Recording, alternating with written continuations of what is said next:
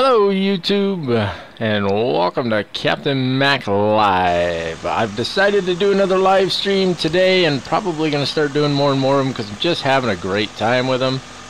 So why not, right?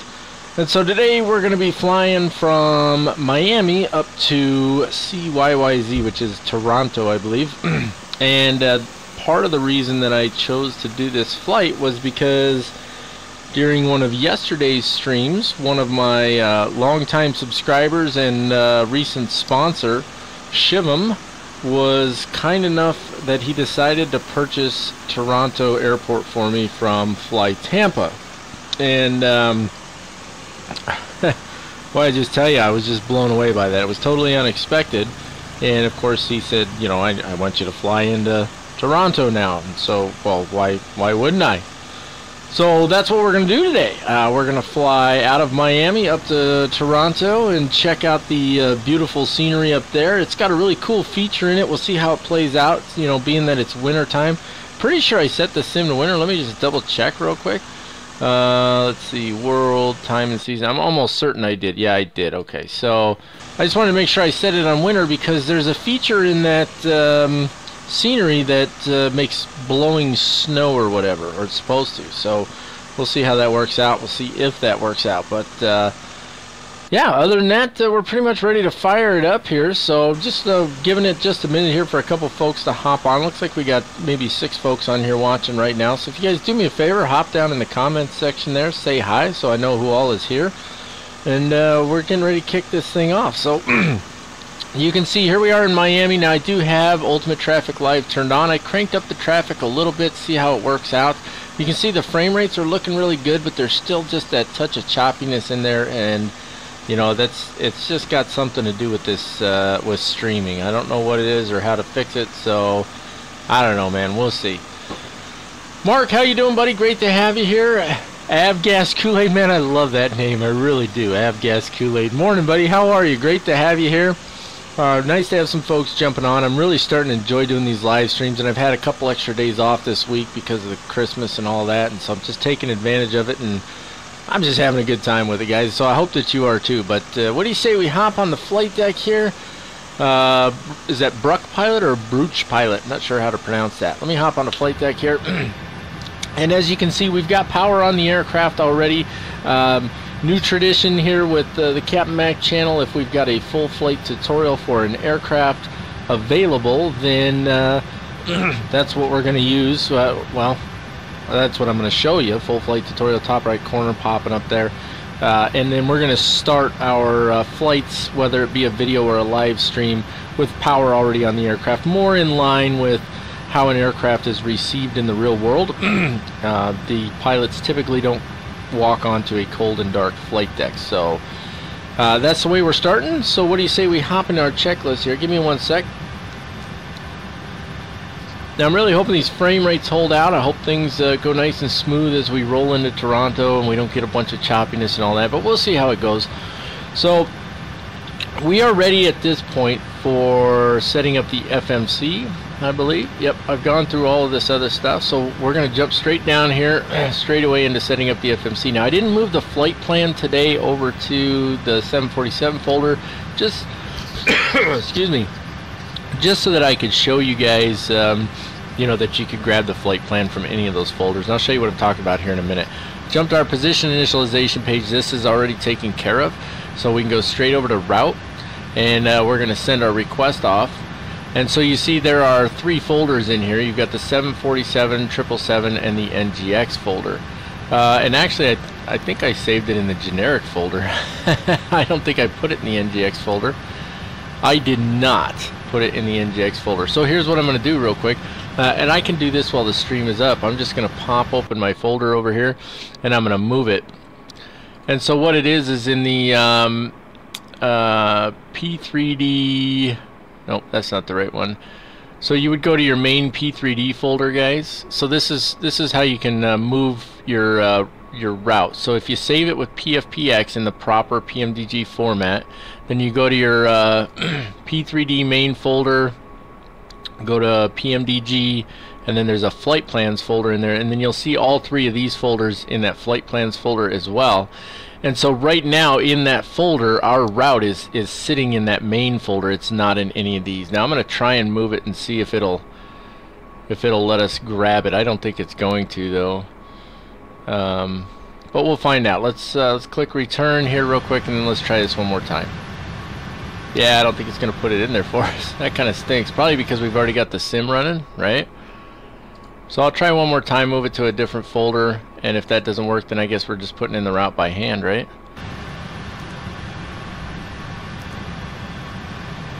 Yeah, it's not going to put it in there for us, so we're going to have to build a route by hand. But the point I was trying to get at is you can grab a flight plan from any of these folders and it'll work out just fine. But we're not going to be able to do that, so we'll do it the old-fashioned way.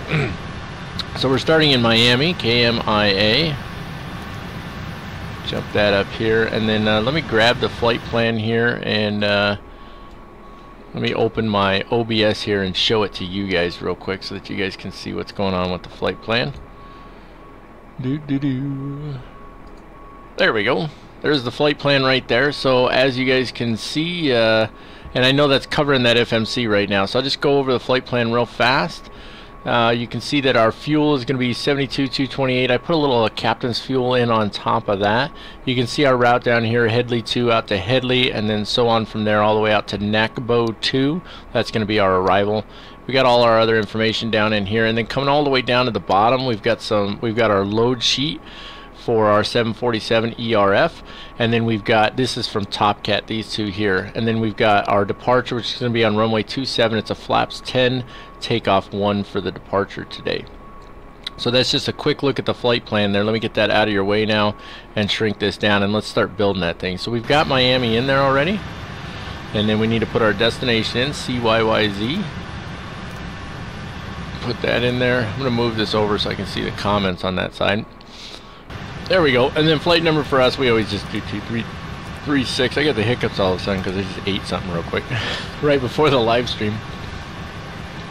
Now we could save this as a company route if we wanted as well, but we're not going to. I'm not worried about it. I've got it in there. I just didn't put it in there before I fired up the sim, which is my bad. So we'll execute that and then move on to page 2 here, and this is where we're going to start building our route.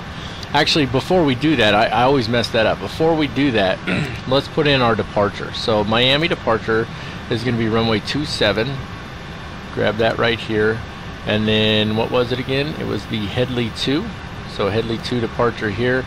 And then there's no transition, so we're not worried about that. And that's already, now it's already put it in there for us because we didn't have anything, right? So if you go to route and then go to page 2 now, you can see Headley 2 is in there out to Headley.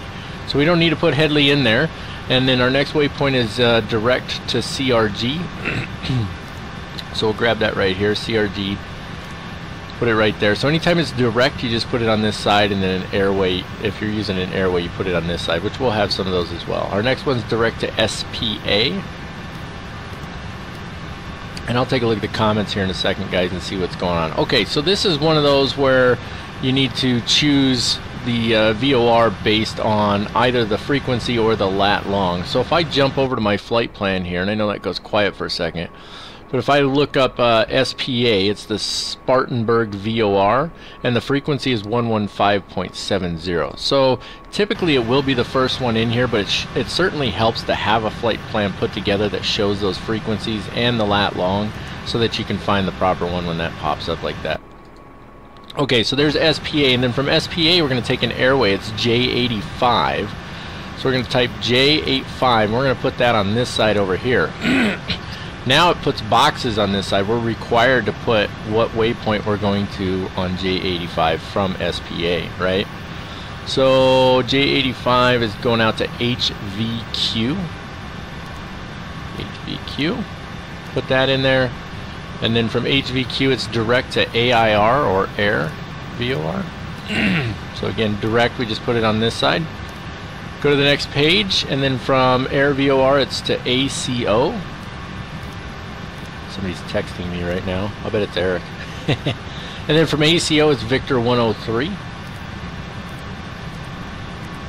Oh, wait a minute. Can't do that yet. I was looking at the flight plan already.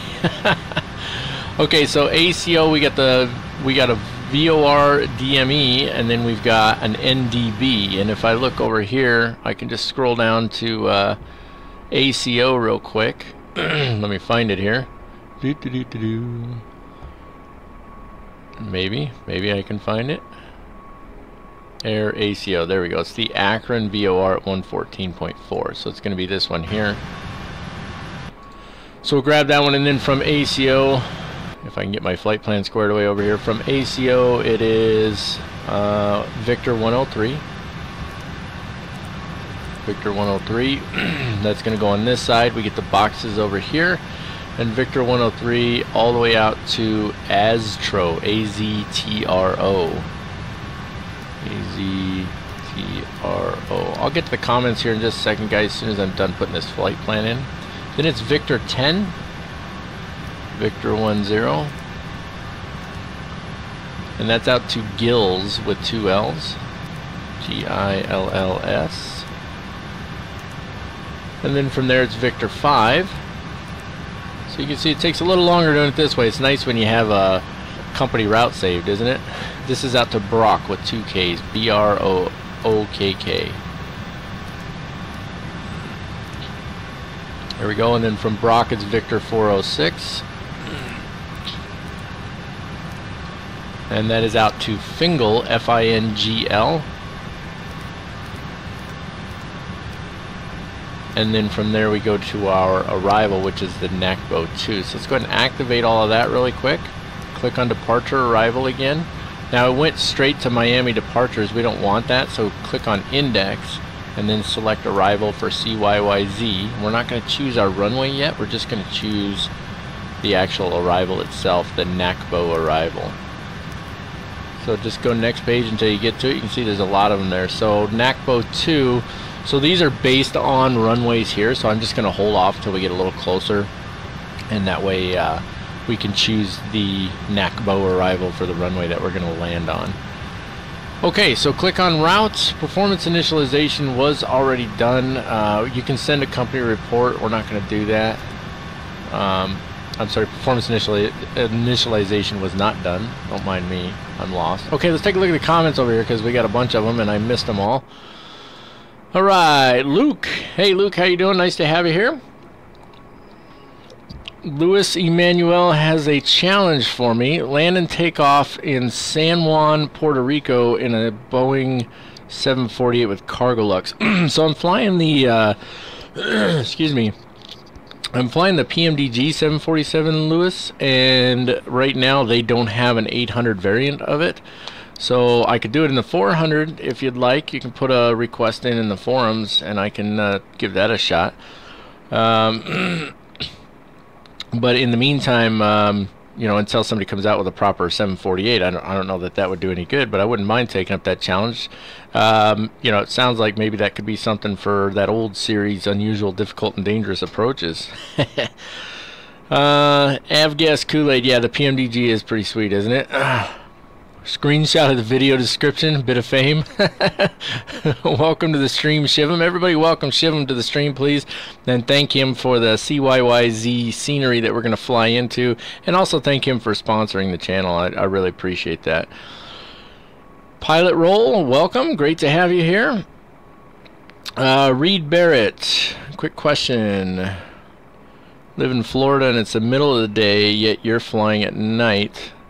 Why don't you ever set it to real world time? So I usually fly based on what the scheduled flight says.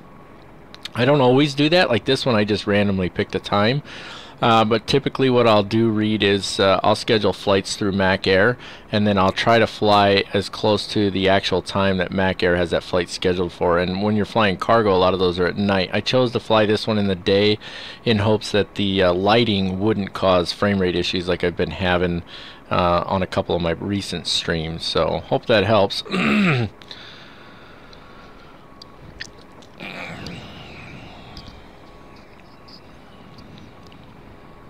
Well, I do fly with real world weather, and again, Reed, I do fly technically in real time. So again, this one I just chose a time early in the morning, but typically the time is based off of what it's scheduled in the Mac Air schedule. So this one I'm not flying on Mac Air. But if I'm flying a Mac Air flight, I'll fly whatever that schedule calls for. So if it calls for, you know, a late flight, then that's what I'll usually fly, and so on.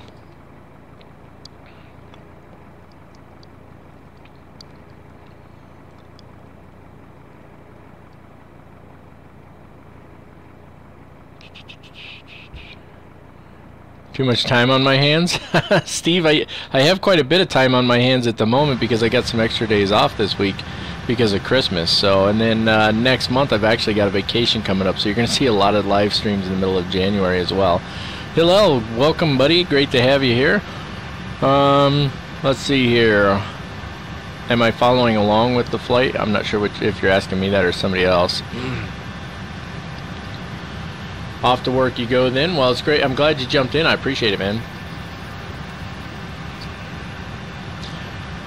Captain United, great to have you here, buddy. Welcome, welcome. Everybody, please welcome Captain United as well. He's also a sponsor of the channel, and so I like to point out, you know, sponsors whenever they jump on here because I really do appreciate that. And you know, the sponsorships are going to help take this channel to that next level and give us the opportunity to, you know, get more videos out and better sceneries and aircraft and so on. So if you guys would do me a favor and thank both SHIVAM and Captain United for sponsoring the channel, I'd really appreciate that. And we're going to jump back into our flight planning here.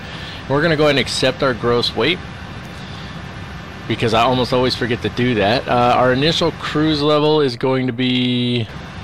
where is it at? 360. So we'll start out at 360. I'm not really doing it. I normally go down this side and then this side, but whatever. Reserves, we're going to start with 15 and hope that holds out, and then our cost index is going to be 85 because that's the way I like to roll. Going over to our thrust limit, this is where Top Cat comes into play now. So remember, and I'm just looking at it over here, but I showed it to you a little while ago. In fact, I'll just show it to you guys again here real quick so you can see it. So all the way down here at the bottom, all of this is engine out departure stuff. I'm not worried about that at the moment, but of course that's something we'd have to take a look at. But we're departing on runway 27. It's a flaps 10 departure with a takeoff 1. Now the only thing I dislike is it's showing 299 as the altimeter, even though Top Cat has the altimeter in it properly. It's still showing 299. I'm not sure if that's a glitch or what that is, but either way, there was some water on the runway. The water seems to have dissipated because the rain has stopped, but it's still going to be takeoff 1, flaps 10 for us. That's what we're going to go with today. So let me get rid of that now. And so we can go takeoff 1. We'll leave it on climb 1, and that'll be fine as well.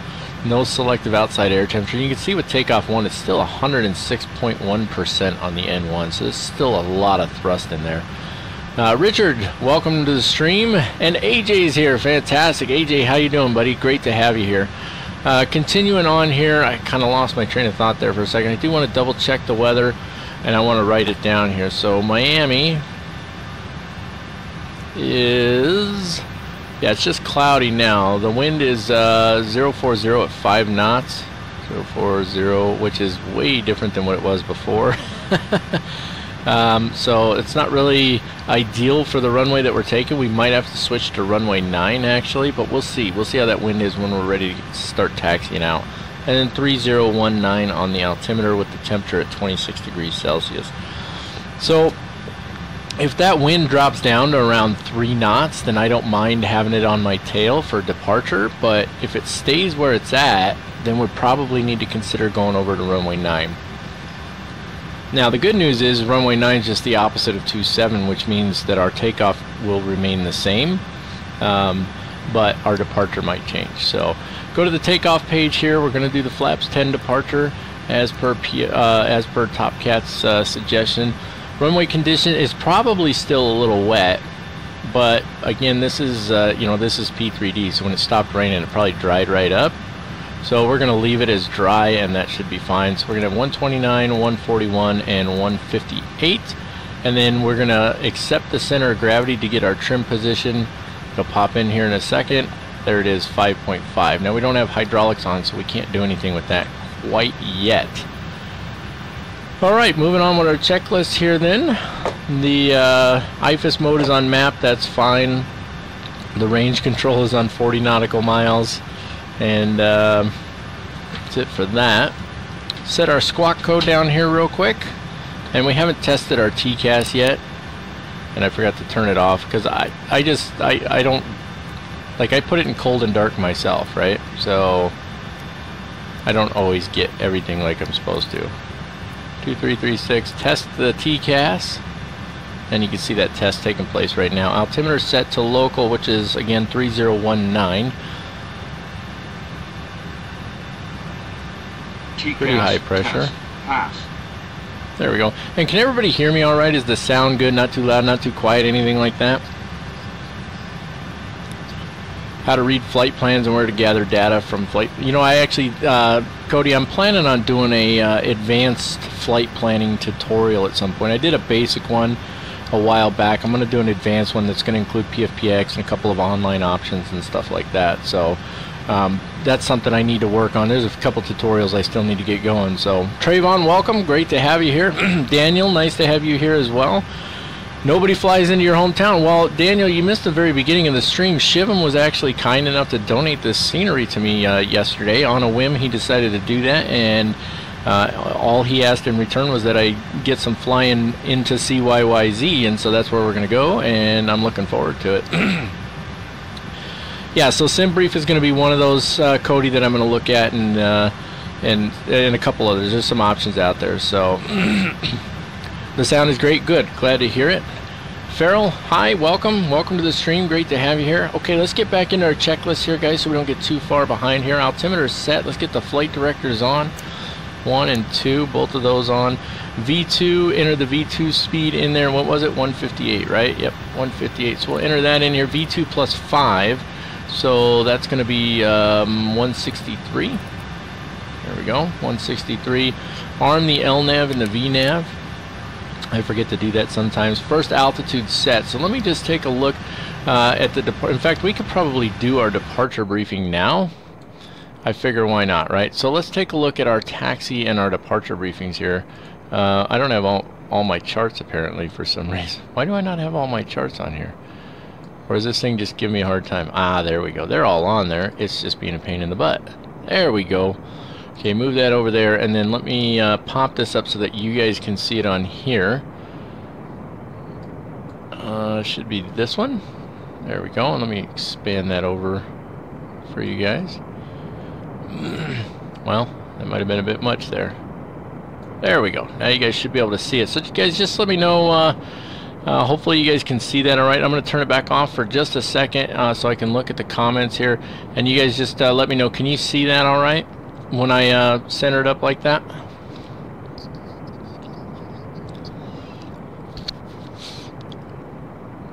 I'm just waiting for something down in the comments. Somebody just let me know that you guys can see that all right, and then I'll switch back to it real quick. And then we can take care of this taxi and departure briefing. Okay, Richard says he can see it, so that's going to be good enough for me. So we'll jump back over here, and let me pop it back up for you. And it moved. Why did it move? That's kind of obnoxious. Oh, I know why. Because I had it like this. There we go. Center it up for you. Okay, let's take a look here. So we're over here at Cargo City. We're actually parked over here in the eastern U cargo area. And so if we're going to take runway 27, which is our plan right now, when we push back, we'll probably take Sierra down here until we cross over runway 27. So we can get on the other side here to Quebec and take that up to the end here. Okay, if we end up taking runway 9, it's still a simple taxi. We'll just go the opposite direction down here and then hold short of runway 9 down here. Now for some reason, once again, it got rid of my... Why did it do that? Okay, oh, there we go. Now I can see them. Alright, so let's take a look. I'll show you this one real quick just to show you where we're parked. We're parked right here at Whiskey 42. So runway 9 down here, runway 27 over here. And then this is our scheduled departure. Now this departure is good for both runways, 9 and 27, so that should be fine. Assuming runway 27 is our departure for now, we'll climb to 520 feet and then make a right turn to Metz and then out to Barbara. This is VV Max and then out to Headley. If for any reason we have to switch it to the other end, then we'll climb to 520 feet the other direction and go to Sonoy, Simba, Fork, and then VV Max, and then out to Headley. And of course we'll have to make sure that we change that in the FMC if that happens. Miami departures on 119.45, and the airport elevation is at 9 feet, and I think we're good on that. So let's jump back over to our flight sim here. Let me get this back up where I can see the comments going on. What did we miss? Anything? Fly to the Bahamas next. Where in the Bahamas? Hey, thanks, Fess. It is a fantastic VA. I like it very much, and I think we've done a great job with it. So yeah, if you guys get an opportunity, go over there and check it out. What is King of Diamonds? What are you talking about, AJ? Let's go before leaving Miami. Wait, what are you talking about? You lost me, AJ. You're gonna have to clarify on that one. Okay, let's move on here. Now that we've taken care of our taxi and departure briefing, autopilot disengage bar is up. Fuel control switches are in the cutoff position. That's down below here. That's these 4 down below. Let's see, trim settings. They are not set yet. We're gonna have to set those after we get the APU on or something. Auto brake goes to RTO. So I got messed up when I flew the KLM version of this aircraft because the auto brakes were up here. But in this aircraft, the auto brakes are back here, and that's where I was looking for them. So, auto brakes to RTO, TCAS switch, standby, and then test. We've already done that actually. I jumped ahead a little bit, and then take it to TARA. So we'll roll that up to TARA, which is all the way over to the right. And then we can't adjust the biasing mode, so I'm assuming they just set it to auto. No smoking and seatbelt signs need to come on. Those are down here as well, and those are both in the auto position, so I'm not worried about that. Flight deck door is locked. Press the traffic button. This is one that drives AJ nuts. We had to put the range rings on there because he couldn't stand not seeing them. Press the fuel button on the ICUS and check the fuel. So we'll hop to the other side here so we can see it a little better. Alright, and there's the fuel button, and that shows up down here on the lower. And there you can see, so we're even on all our fuel, so we're not going to need our cross feeds. I'll leave them on when we first start everything up, and you guys will see that we'll get a little warning on the ICUS here. And now all fuel pumps come on. And so what we'll see when the fuel pumps come on is we'll see the green show up on here as well. So all 8 of these on, sorry. And again, we're not going to need those cross feeds, you'll see in a while. So with all the pumps on, now you see there's our pumps are in green. Okay, so the cross feeds, it says for tank, if tank 2 is greater than 1 and 3 is greater than 4, then cross feeds 1 and 2 on, and that's what I was talking about. So these are not greater than, they're even instead. So I'm not worried about it at the moment. I'm actually going to leave it until that little warning pops up, and then we'll take care of the cross feeds. And that takes us to our engine startup and pushback procedure and checklist. So we should be all loaded up with GSX. Let's just hop outside and take a peek. Yep, they're all gone, so we're loaded up with them so we can close doors. I'm only using, just so you guys are aware, I'm only using ground power on the left side here, external power 1, because with external power 2 on, it doesn't let you close that door out there for some reason. I'm not sure if that's realistic or if that's just a glitch or what, but so let's go ahead and close all doors.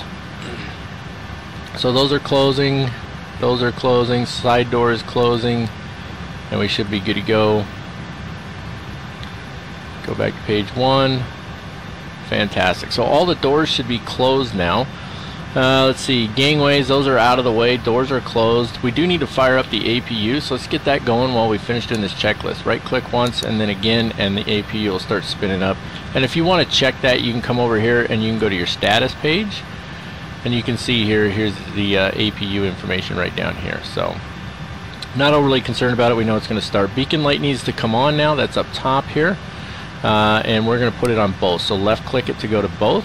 Hydraulic demand pump switches 1 through 3 on auto and 4 on auxiliary. That's these guys right here, and it is set as such. Pack 1 is on, and then 2 and 3 are off. So 1 on, 2 and 3 off. Engine bleed air switch is on, and then open the engine page on the ICUS, which we'll do here right now. So that's the status page. There's the engine page that we're looking for. Alright. And basically that gets us ready for the actual pushback. Now we are going to use auto start on this, and so what we want to do right before we push back is we're going to put the fuel control on all 4 of these. Auto start is on, continuous ignition will go on. And we're ready to push back. Anything in the comments before we get going? Oh, to the strip club. Gotcha. You guys are ridiculous. Alright, we're ready to push back, guys. This is pretty straightforward. Let's get GSX fired up here. And prepare for pushback and departure. Actually, hold on. Right before I push back, let's double check that wind. Okay, so it's still 040 at 5 knots. So I'll hold off on GSX for a minute and let's change our departure here. Well, it doesn't like having two windows open, does it? Okay, so go to our departure arrival. It's going to be the same departure Headley 2, but we're going to use runway 9 now. Takeoff speeds are deleted. We expect that. Okay, go to route. Takeoff. And then there we go. Same takeoff speeds, 129, 141, 158. And then I want to check our legs page and make sure we don't have any discontinuities, right? So, again, looking at that departure, it should be Sonoy, Simba, Fork, VMAX, and then Headley. Sonoy, Simba, Fork, VMAX, and then out to Headley. And then, so we got a route discontinuity there. What I wanted to make sure of is that we didn't have the departure waypoints for runway 27 on this side, which we don't. So we can go from Headley straight to CRG, connect those, and then just to be thorough about it, let's hop up to a different view here and let's change this to plan view. And then we can step through these real quick. Zoom that out just a little bit. Okay, so there's our departure. There's VMAX, there's Headley, CRG, and so now I'm just making sure that everything makes sense. Like, that's just weird to me, but it is what it is, right? There's our top of descent right now, and then it ends at Fingal because we haven't put in the arrival yet. So everything looks good there. Let's put that back on the map mode, zoom it back down a little bit, and shrink this guy down. We want this on the takeoff page though. So I just go route takeoff is the quickest way to do it. Come down here, let's make sure the brake's on, which it is. I'll pop this one up for you. We'll go to ground connections, and then before we change anything on there, let me move that out of the way. APU gens are available, so let's grab those, and now we can go ahead and we can release the ground power. There we go. And then we can remove the wheel chocks. And we're not going to use the pushback feature in here, so we can put this on the legs page. Come down here, now we can do GSX. We're going to be taking runway 9, so we need to push back. We still need the nose to go right and tail to go left, so that's good at least. Okay, prepare for pushback and departure. I don't think it's going to do it yet.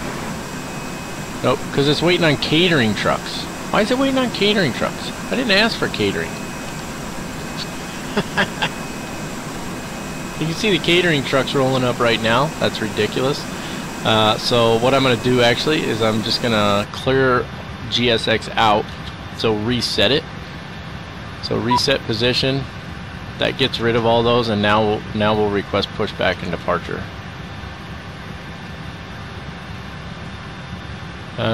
Nose right, tail left. And we don't want to start engines before pushback. Alright, those guys should be spooling up here. And now you can see there's the warning I was talking about. So if we cancel and then recall again, that's the cross feeds right there. Okay, so these guys need to both go off, and the others I believe stay on. So that warning should go away here in a second. There we go. Are they hooking up? Yeah, there we go. Okay, good. Alright, take a peek up top here real quick. APU bleed is on. Everything's looking good up there. Anything in the comments here? Hello, Captain. We're ready for pushback.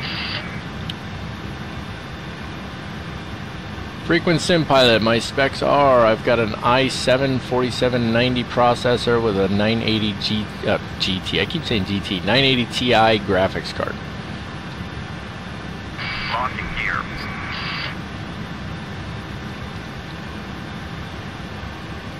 Well, that's a bit of a haul there, AJ. Sounds like fun. Yep, I had to do the same thing, Cody. I had to turn off detect crashes and damage because you have, vehicles that just drive down the taxiway and just run right into you. They don't care. It's ridiculous. All right, about ready to go here. Departure check completed. Light has been inserted. Release parking brakes. Commencing push. All engines clear. start that wheel. Alright, so the start procedure is very easy because we've already got the fuel on. We simply hop up top. We're going to start with engines 1 and 4. You'll see them light up. Just left click them. They'll light up. There we go. And then when we come down here and we look at our engine display pages, come on, I'm trying to move one of them here. If it'll let me, it won't let me. Why is it not letting me move that?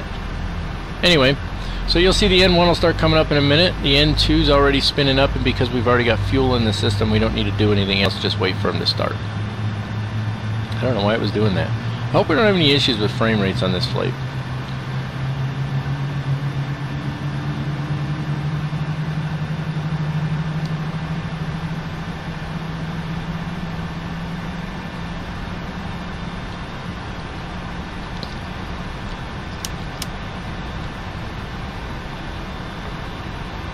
Alright, sounds like the starter's cut out, so we're just waiting for the engines to stabilize now.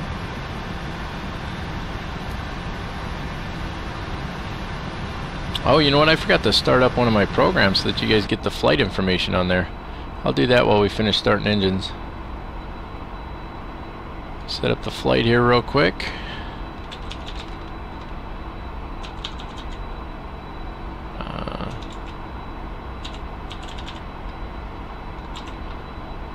And we said 360 to start, right?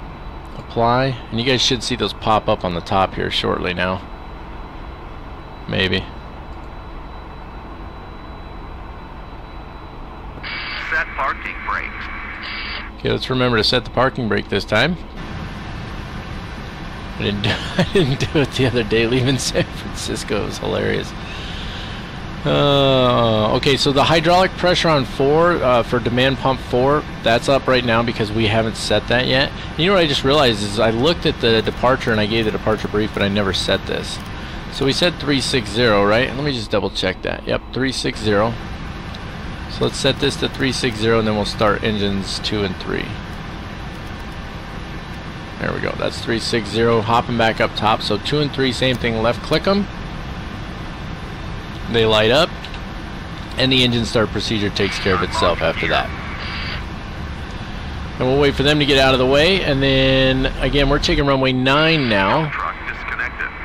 Bypass main removed. So that's going to be off to our right, because again we're in the little, and I'll show you here. So I showed you guys on the chart. Let me just show you. We'll jump outside and I'll show you the top-down view. So this is where we're at right here. We push back. Runway 9 is this guy over here. Alright, so there's 2 and 3 are spooling up now.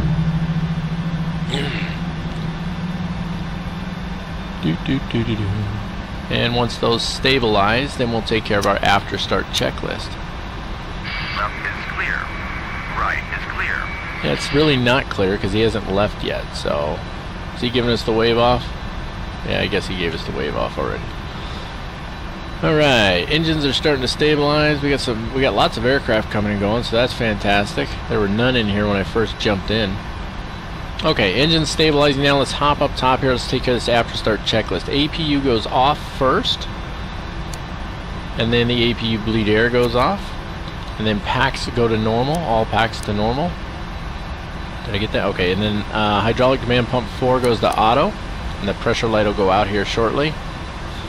And then engine wing and anti-ice, we don't need that. Main display, we check for warnings, and taxi lights come on. So taxi lights on. We don't need strobe lights yet. And let's hit the recall real quick. Nothing on the recall. And that takes us into our taxi checklist. We've got our taxi clearance. We do need to check that our flight controls are free and correct. Go to your status page. You can see the flight controls down here. So full left, full right, and neutral, and then all the way up, all the way down, and neutral, and then the rudder full left, full right, and neutral. Fantastic. And now we've got warnings popping up for our fuel on here. So it's saying the fuel override 2 and 3 both forward and aft, so it's telling us to turn those on. So that's these right here, forward and aft fuel overrides. And that gets rid of that warning. And I still need to put on my track IR, so hold on just a second here, guys.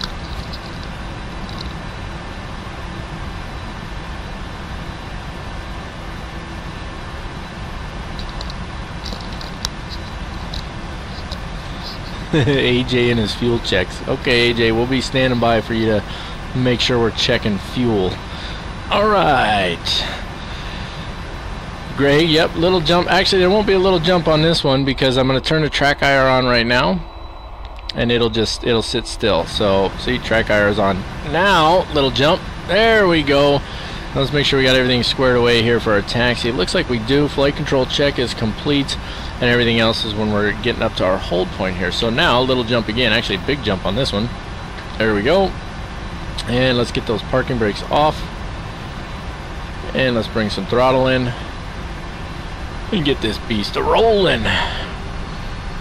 See, now as it sits right now, it looks like the center of the aircraft is in line with the center line there, right? But it's actually not. If we hop outside real quick, you can see that we're actually, let me zoom up here a little, we're actually quite a bit to the left of the line. And that's one thing that's always frustrated me, is that in order to be on the line, you need to actually be way over here so that the line is in the center of your screen. And I never really cared for that, to be honest with you. So, Enric, we're doing fantastic. Hussein, great to have you here. How you guys doing today? Alright, let me take a look at my chart over here real quick. So we want to take Sierra, which is the one closest to us. We don't want to go to that further taxiway because it actually comes up short out there and doesn't go all the way down to our runway. So hanging a right here.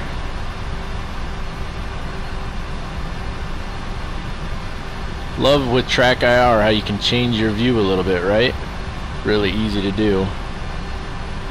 Swing it around. There we go.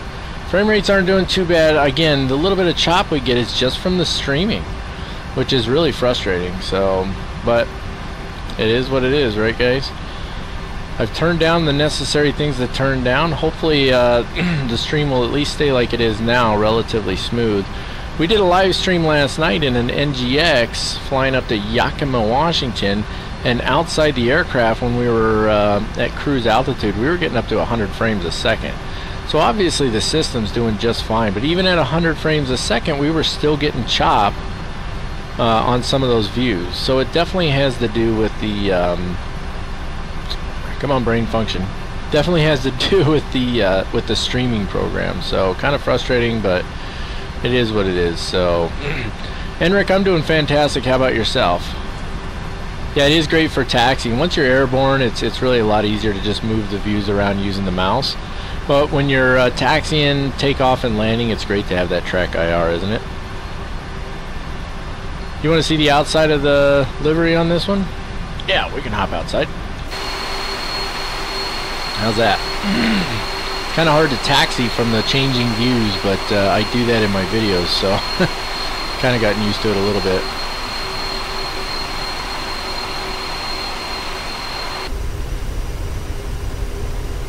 Yeah, see, so we're getting up to about 50 frames a second here, but we still get a little chop in there. It's really obnoxious, to be honest with you. Yeah, that was a great flight last night, wasn't it? Got some beautiful pictures. I posted them in the PMDG Facebook page, or the PMDG NGX Facebook page. It was fantastic. Not real busy, the airport. Now, I did bring up the traffic to about 40%, but I still have my aircraft maximized at 200 aircraft within a certain radius, just so that we don't get too hard of a hit from it. Yeah, the visibility was really nice. Your computer restarted and you lost everything. That really stinks. Who's saying that really stinks? Well, good. I'm glad the chop's not bad. It sucks to have it there, but you know, it's as long as it's not turning into a slideshow, I'm not getting too upset about it. So.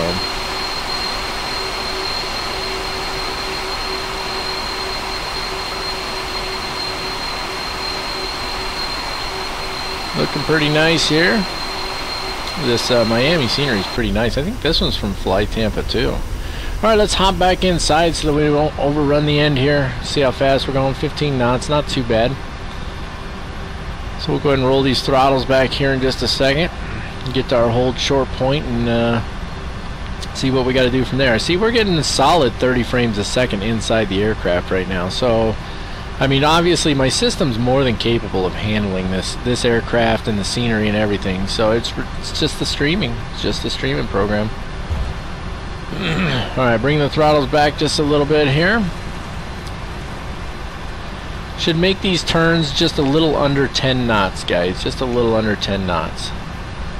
And this thing slows down super quick, so... Alright. Swing her on out here. And of course we're right at 10 knots, so... Kind of made myself... Broke my own rule there, right? That's alright though. We're going to just roll the throttles all the way back. And not quite yet. A little further here. So the key really is to learn to control your throttles so that you don't have to use your brakes too much, especially in this aircraft, because anybody who's flown this one knows you can overheat the brakes really quick and easy on this thing. Okay, track IR coming off, little jump here. There we go. And let's get that parking brake on real quick just to make sure it doesn't roll on us. We know it won't, but it's always better to do that.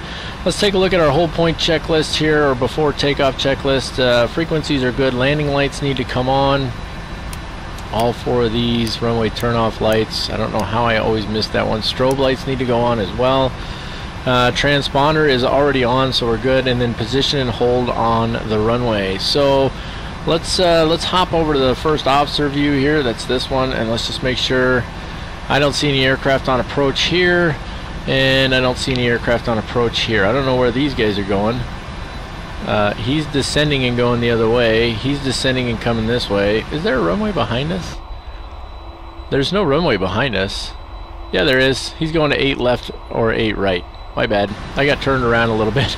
Alright, back over to our view here. Track IR coming on. A little jump. There we go. And let's get some throttle coming in. So the reverse thrust thing that I've been dealing with, I double checked. My controls are assigned through FSUIPC for the throttles. The no reverse zone box is checked. I recalibrated them. I did everything that I was supposed to do, and nothing. Just, I don't know if the issue still exists or not. I actually hopped into the NGX and spent probably 10 minutes just bringing the throttles up and back a little at a time to see if I could replicate it, and I couldn't. So I don't know. Alright. We're getting up there a little bit. I was going to say let's add a little thrust, get a little more thrust going, but I think we're fine. Approaching 09. So I've also got the sounds turned down a little bit because I noticed that in the NGX, I just did an NGX video that I put together today, and the sound, it was kind of hard to hear my voice. So I decided to go ahead and bring the flight deck sounds down just a little bit, the engine sounds down just a little bit, so we'll see how that works out on this flight, and you guys can let me know if you think they need to come back up a little or what. Alright, bring her to a nice easy stop. We're just a hair crooked on the runway, not too bad. Lined up just right of center, so I think we'll be alright here. So let me take a look at the checklist here now, ready to take off. It says to set the parking brake. I'm not really sure why that is. I kind of don't like doing that because it tends to heat up the brakes, but we'll follow what it says here. Oh, I just lost my place on the checklist now. Where are we at? Hand off to ground tower. Oh no, that's the whole point. There we go. Ready to take off. Parking brake is set. Auto throttle needs to be on, which it already is. Auto throttle is armed.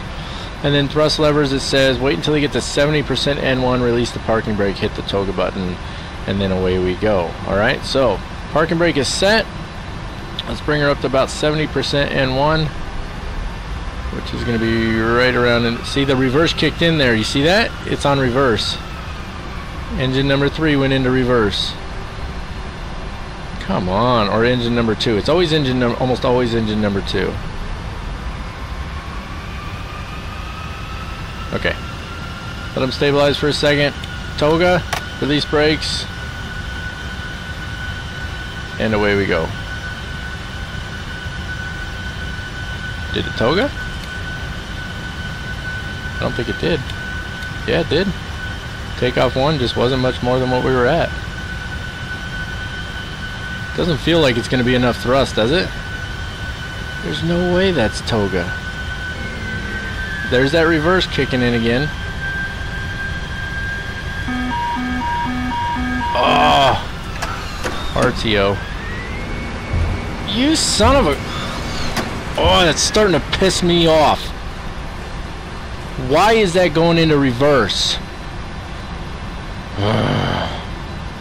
How did we miss setting flaps? How did I miss that?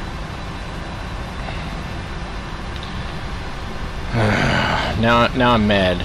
I'm mad because I missed setting flaps. And I'm mad because of that stupid reverse thrust crap, which obviously has not been fixed. I'm just looking at my checklist here and see how I managed to miss flaps. Yep, there it is right there, right after taxi lights on, and I just overlooked it like an idiot. That's why we have checklists. And the toga wasn't working for some reason. So, I put in a little captain's fuel. Yeah, toga was off, wasn't it? Yep, I aborted the takeoff. Oh my god. Alright. Well, we've got enough fuel, so we're just going to kind of make our way back around. Let's go ahead and get the flaps set now. I hate when I do stuff like that. Don't you guys hate that when you forget something that's just so obvious? That's terrible. And I don't know why the toga wasn't kicking in either. I think the toga wasn't kicking in because of the parking brakes being on, to be honest with you. But it is what it is. So, hey, great. We had an aborted takeoff. I'm not going to slew, no. I don't use the slew mode ever. So, we've got enough fuel. No need to slew back to the runway. We'll just taxi back over there. We didn't get very far. Oh my goodness. That's terrible. Like, how do you forget flaps, right? Yeah, I just feel foolish. Oh well, I guess we've all done silly stuff on occasion. There's my taxi speed a little high for that turn, but... Alright, flaps are now set to 10. I think that should be part of your ready to take off checklist as well, personally. Track hour coming off here, little jump. I'm going to write that on here. So position and hold, parking brake, thrust levers. Yeah, so right after position and hold, I'm going to write flaps check. Just so that it's on there again in case you miss it right before you taxi out. 30 knots a little fast for our taxi there. Alright. Track hour coming back on, a little jump here. Approach path is clear, so we're just going to taxi right onto the runway.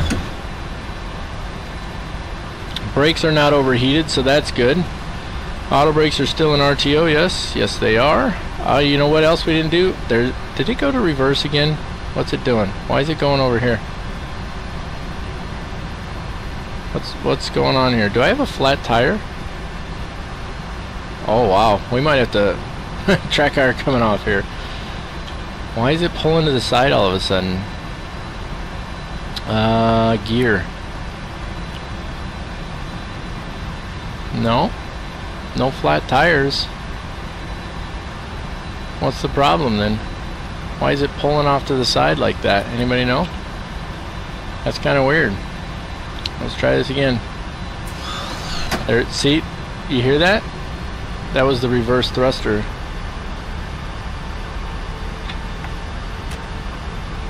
Track hour coming on. I'm gonna have to get a new throttle quadrant, guys. So, yeah. See? Reverse thrust kicking in. That's just stupid. I need a new throttle quadrant. So if anybody's interested in donating to the cause, I'm in the market for a new throttle quadrant now. Come on. I'm trying to get on my fuel page here while taxiing. Why does it give me the crossfeed crossfeed message when my tanks are even? Crossfeed config is fine. And if I turn these on, will it go away? I don't think it will. Yeah, it went away. But the crossfeed config was fine. Well, that's just ridiculous. Yeah, Southwest taxi for sure. Yeah, boarded takeoff's pretty straightforward, guys. You just reduce the thrust all the way to 0. Let the auto brakes do their thing. And that's it. Was it engine 4 went into reverse that time? Crossfeed, I'm getting the crossfeed message again.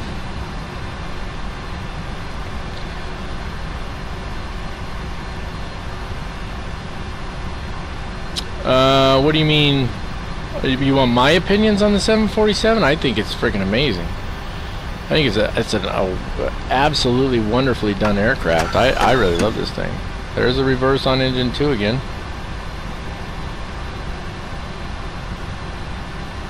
There it is again. God, that is so freaking annoying. Let me show you guys this. Track IR coming off. You guys tell me if you see an issue here. Now, because my throttle's already a problem, in FSUIPC I've got engines 1 and 2 both assigned to throttle 1. Okay? And then throttle number 2 is engines 3 and 4. Right? And then when you go into your joystick calibration, over here to separate throttles, you can see no reverse zone, right? No reverse checked on any of these. Okay? And I've got them set up the way they're supposed to be. Okay? And I know, so it's showing, there it is, 1175 is where it normally goes. All the way down, they're even. So you guys tell me, oh, you guys can't even see it. Ugh, that's retarded. Hold on, that's one thing I kind of dislike about this. Let me see if it'll let me pop this window up for you here.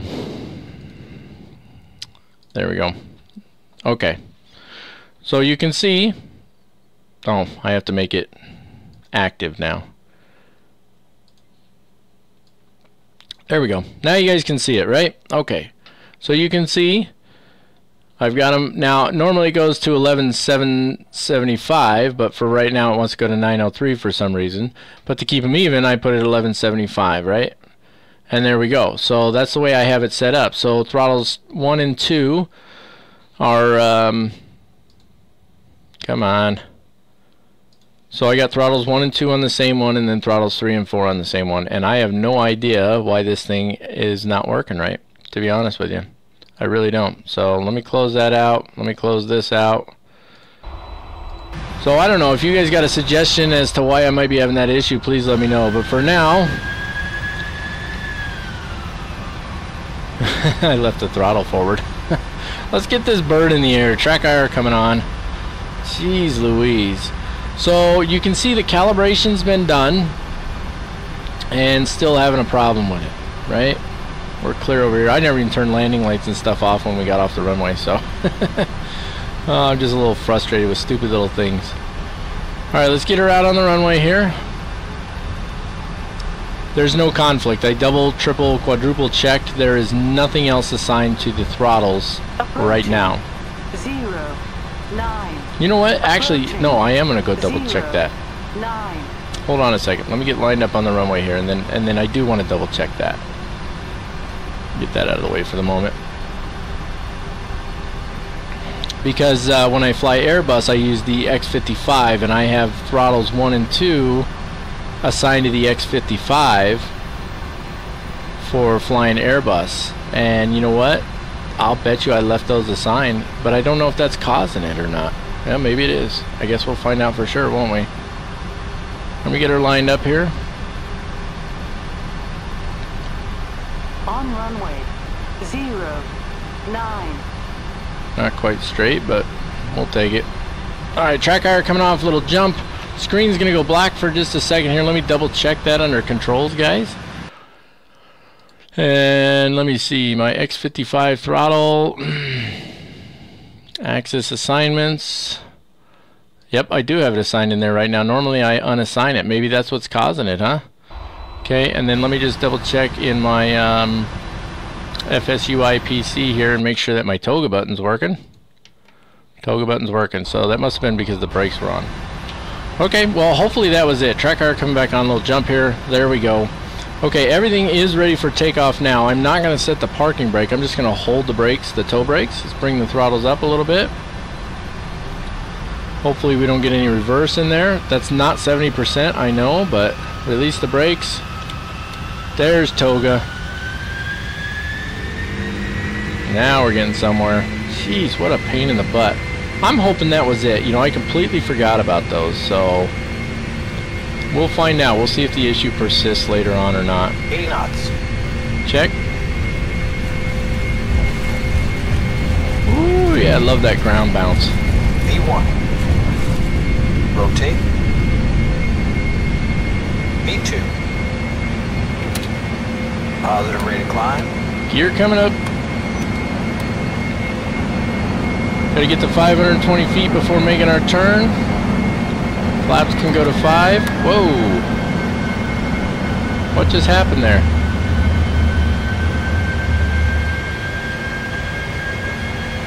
Wow, look at that. The engines are uneven. That was odd. I didn't see what happened. You guys will have to back up a little and tell me what happened there. All of a sudden, engines 3 and 4 dropped their thrust rating substantially.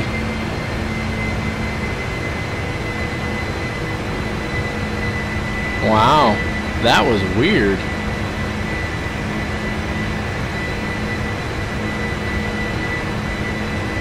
Did you guys see what happened? I didn't see what happened. Brake temp is up, of course.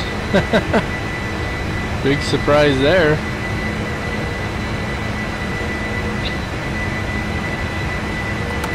Okay, let's go to flaps 1. Bird strike? Maybe. The engines are looking good right now. Let's go ahead and get the autopilot on. Let's check everything out, huh? Autopilot coming on. There we go. Track IR coming off.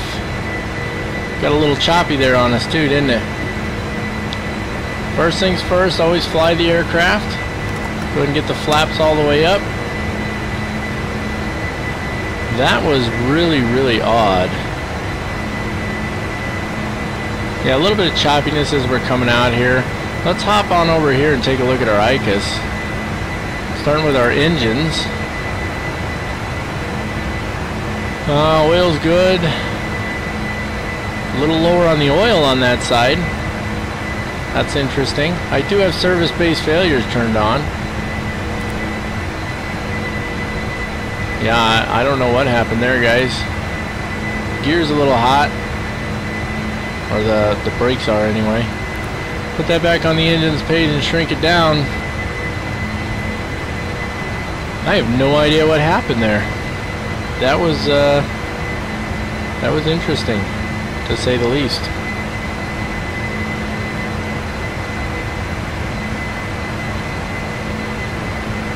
Yeah, I did notice that 3 and 4 reduced for some reason. I don't know if it was maybe like a little, you know how sometimes even when your throttles are calibrated, they twitch a little inside the sim? I wonder if it twitched a little and that caused them to go all the way down or something? I don't know. No Hudson landing in this thing. We'd be returning to airport. Toga did turn on. The thrust reference right there, Hussein, means that Toga came on.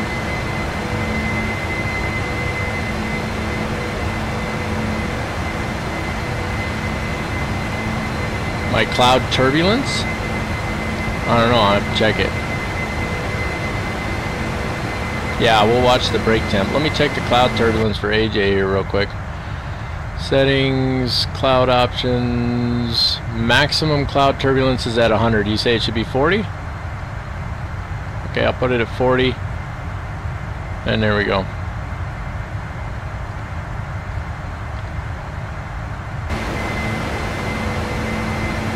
Yeah, let's keep an eye on that brake temp, shall we?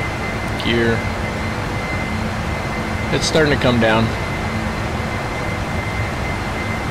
It was at 7.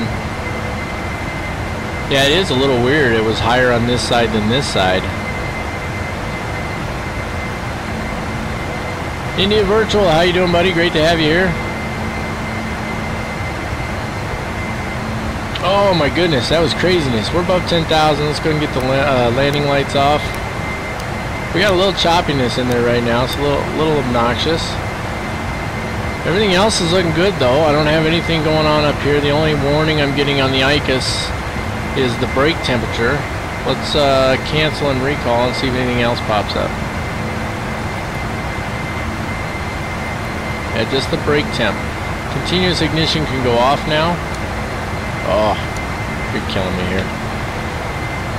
There we go. Continuous ignition off. Auto start stays on. Let's see if those are coming down a little more. They should be. Still at 6. That one's at 5, cooling off. They're starting to cool off a little. It'll take a few minutes, but I think we're going to be alright on that. I don't think we're going to have a fire. Yeah, sometimes just craziness happens, doesn't it? Oh, really? That's weird. That's really weird.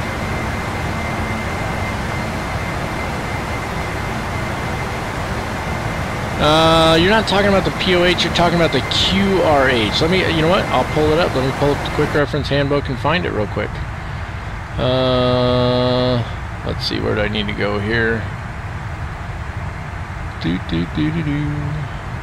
That's the wrong one. I need to go there.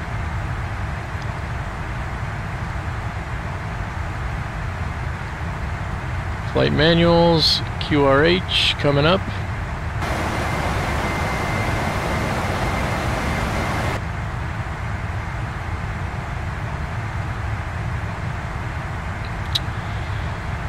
Let's see here. Quick action index. Fire engine, multiple engine flame out or stall. Engine limit or surge or stall. What do you think? Maybe that one? That's the only thing that comes close. You could call it maybe a surge. Or, well, it wouldn't be a surge. It would be more like a stall.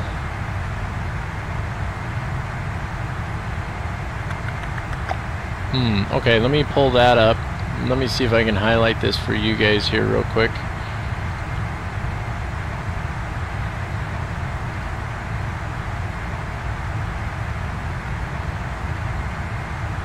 There we go.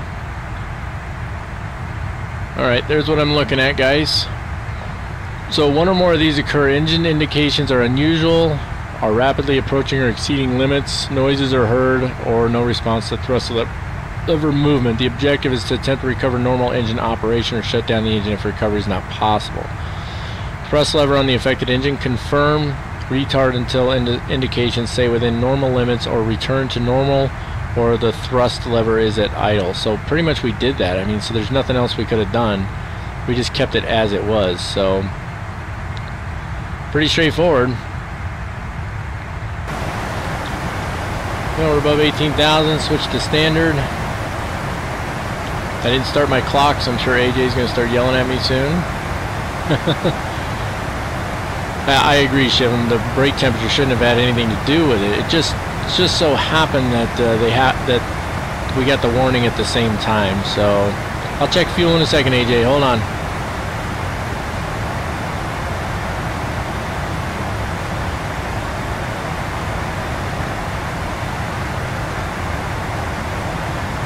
Yeah, I think it's most likely something happened to the throttle quadrant where it had a little twitch in it or something, and because we were in toga mode, that caused the thrust to reduce rapidly on those two engines. Not sure though. However, I do have service-based failures turned on in this aircraft, so it's possible that there was just an issue with it of some sort. I don't know.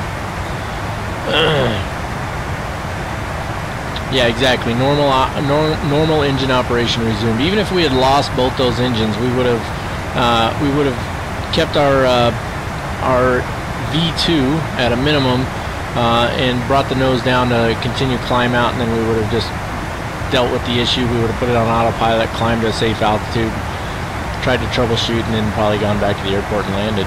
I don't think it's a fuel balance, but we can double check.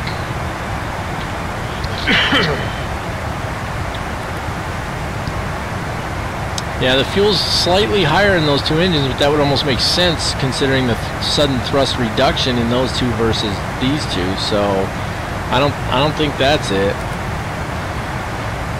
Gears finally cooling down. Let's check fuel here. Put this one on the legs page. 19.1 at CYYZ. Currently with an 11 knot headwind. And yeah, so we're burning just a little less on engine 3. but that's probably just the auto throttle doing its thing, right? So yeah, I think we're pretty good, guys.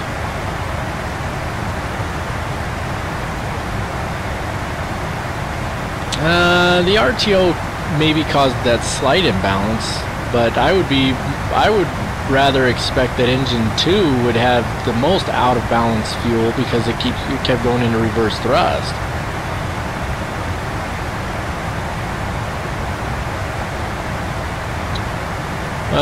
Estimated time en route, it is currently 14:32 and we're estimated to land around 16:30ish, so a couple hours.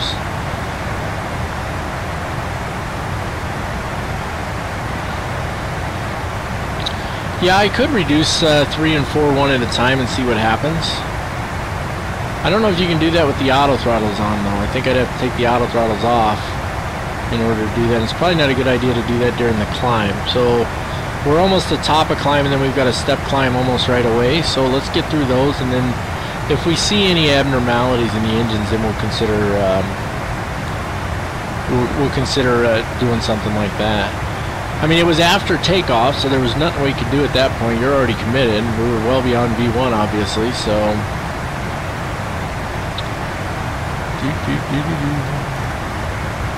Oh, that sucker moved quick, huh? There we go.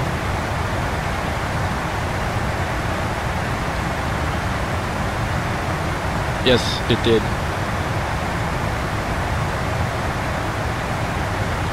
So, not sure what was going on.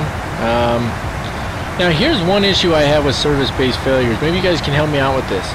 Isn't there supposed to be a way to change the oil and all that stuff so that you can avoid having failures? I mean, ultimately, you know, the idea is that if you have failures, you have failures. Nothing wrong with that.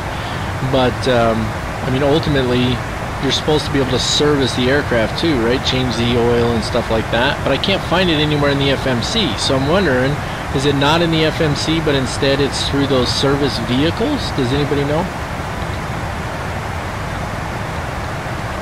Check pressurization page. What are you talking about? On status? You talking about hydraulic pressure, oxygen pressure? What are we talking about there, AJ?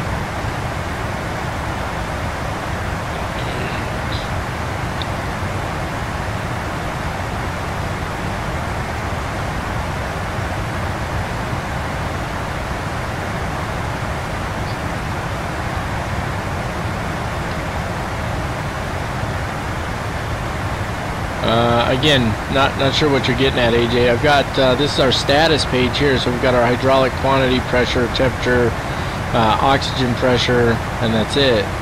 On the engines page, it doesn't show bleed. You're wrong.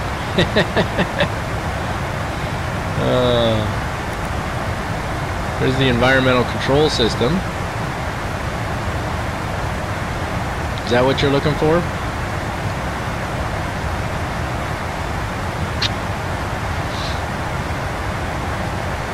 Gears finally cooled down enough. That's good. And we didn't blow a tire, so that's good too. Alright, we'll put that back on the engine page for now. Well, that engine sounds definitely quieter, isn't it? I brought it down to 30. I had it at 40. I brought it down to 30. Maybe I need to bring it back to 40 and then adjust it in the PMDG FMC for NGX. What do you guys think? You guys think I should bring that engine sound up just a little bit? AJ, doesn't matter, just fly. I love it.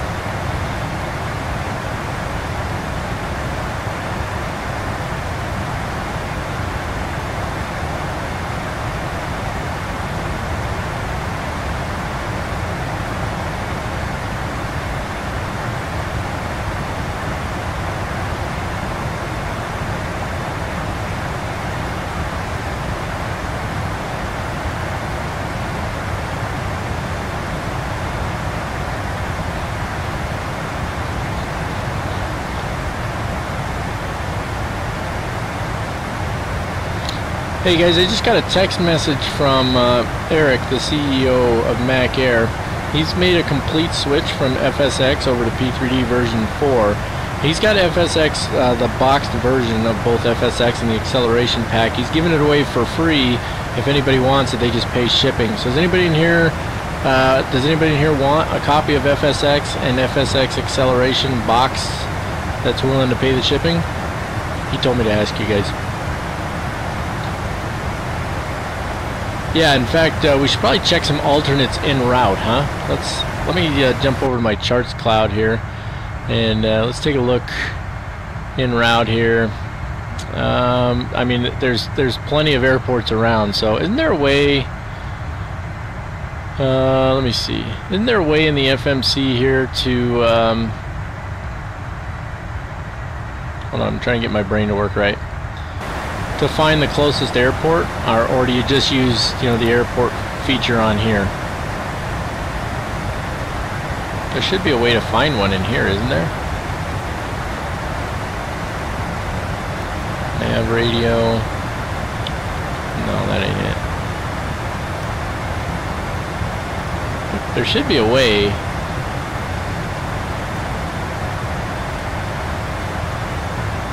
Position report, next. Send, why not?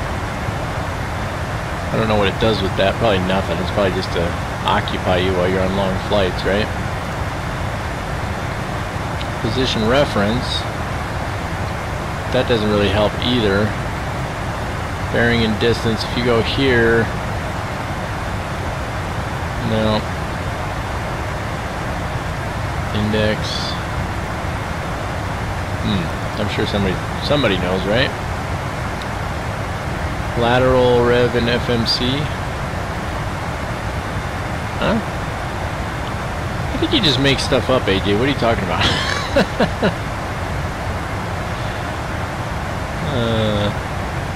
Let's see. Check if there's a suitable area to dump fuel if needed. Fair point. We should be out over the water mostly right now. But that's going to change.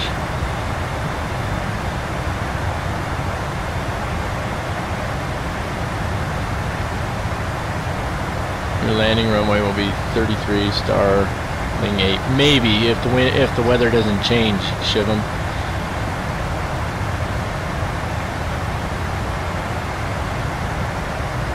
I think it is Captain United, but I'm not sure. Departure arrival page. Index, I'm assuming. Other arrival?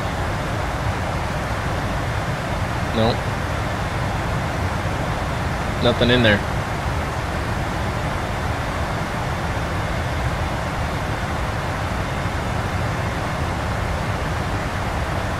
Might get a warning for an aircraft being too close here.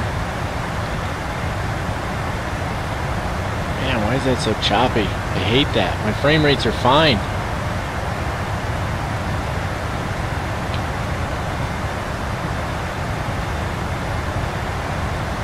Well, we're stepping all the way up to 390 already.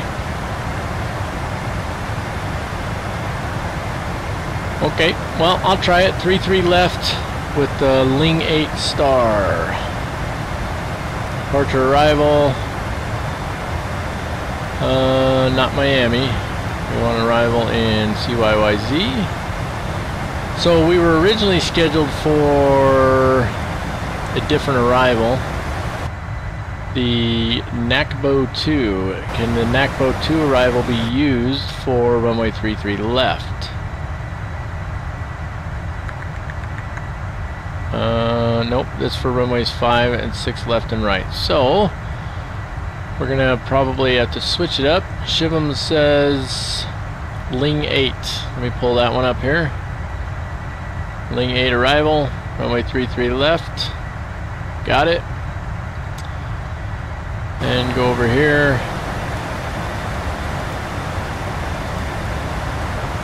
Ling 8. 33 left. ILS for 33 left.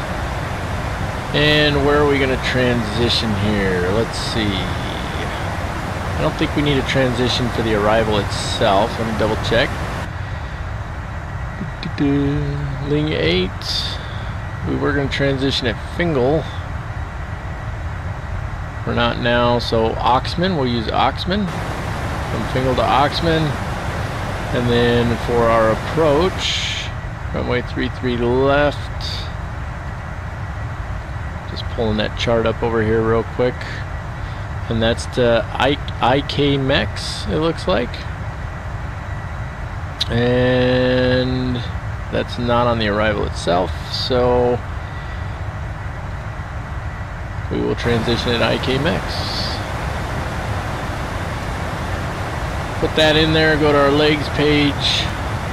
Insufficient fuel now, huh? Let's see.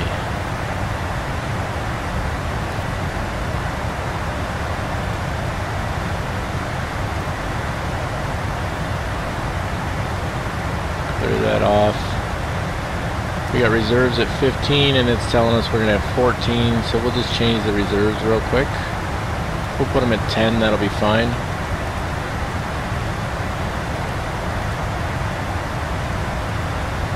There we go, back to the progress page, back over here going through our legs. So Fingal, I have a feeling there's going to be a big hard right from Fingal to the next waypoint. So let's take a look here at our plan view.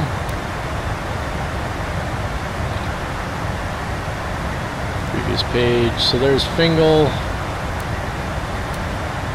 Yeah, see Oxman's back here, so we can actually come all the way back from whatever's right before ACO.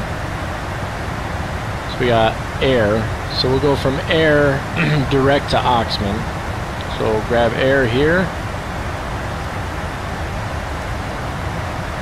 And go air. Nope, wrong one. Dang it. Air. Erase.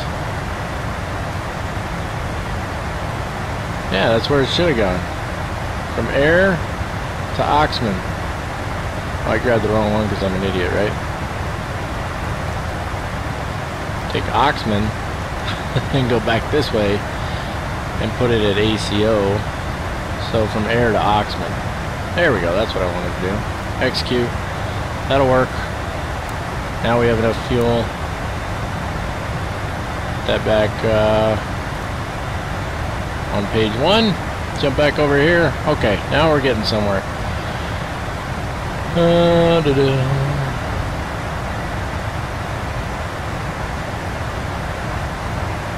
And enter new destination. That's lateral revision. That's alright, I already changed it up, Shivam. I already mentioned that they were lower. Rami.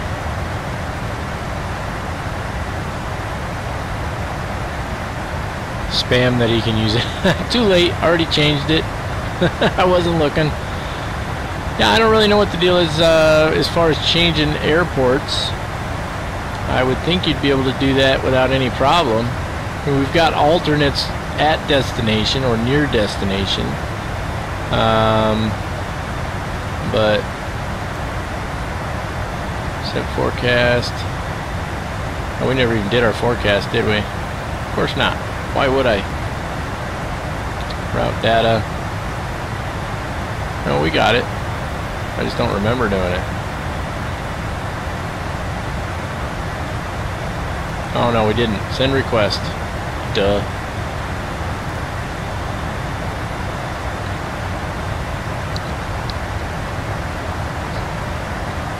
That's interesting. ADS emergency. Data link ready. Let's go back over here. Route data. Load.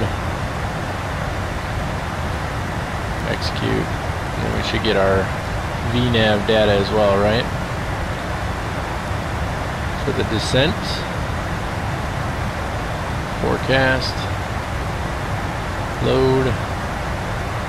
And there we go. Doesn't matter anyway. In-flight sim world, just fly. Yeah, you're right. Coffee's brewed.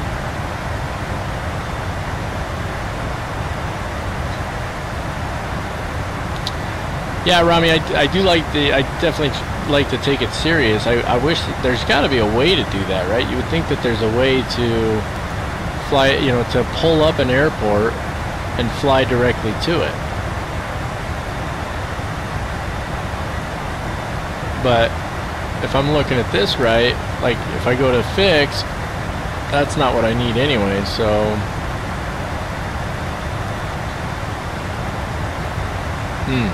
Interesting. Well, I guess it is what it is, guys. If we end up running into an issue here, then we will have to address it accordingly. Let's look at our fuel here real quick. The balance is pretty close, so not overly concerned. Gear is finally cooled down. Engines are fine except for the oil quantity being lower on the right engines than the left. I wonder if that's what caused it, the oil quantity being lower. I think that might cause a sudden reduction in thrust on the engines. I don't think so.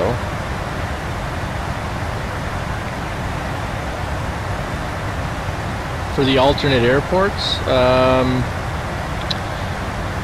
that is, I don't even think I put the alternates in here. No.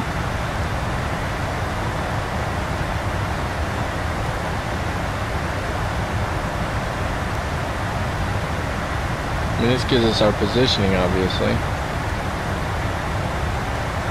It's not on the ident page. I don't think we put the alternates in, guys. Reference airport. That's just for position initialization, though. This gives us distance to these, or, well, reference to these.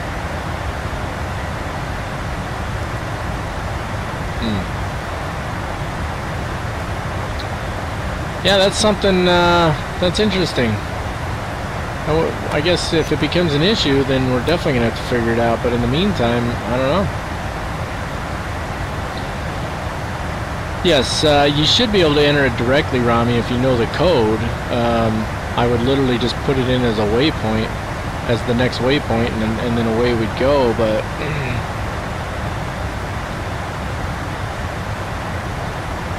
yeah, I didn't enter the alternate initialization page, so that was my bad. Yeah, the FMS is a little different in them. Go to the page on the FMC where you entered the departure and arrival airport. That's where you enter the alternate. Yeah, but you can't do that once you're airborne. So, departure arrival was under initialization, right? But you can't do that now. See? So if we go to the index, we can go to the ident page, and that just gives us information on the aircraft, air-rack cycle, and all that. And then if you go to position initialization, that's what you get. Route page just shows the route now. We've done an offset before. Why is there a discontinuity in there? It's not on the legs page, is it? Yeah, it is. Look at that. That's from the arrival to the approach. Let's make sure that's not some crazy little turn all of a sudden. Let's go legs. Oh, I have the wrong FMC up to do it on this side, don't I? You actually have to have it on the side that you're using. There we go. Zoom that out just a little bit.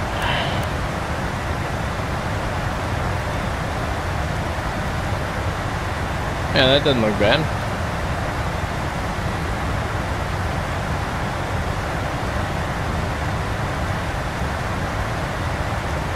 Air to Oxman, that's our arrival. Then to Ling, Murky, and then IKMX from there. So not a problem with that, at least. Oh, let's see.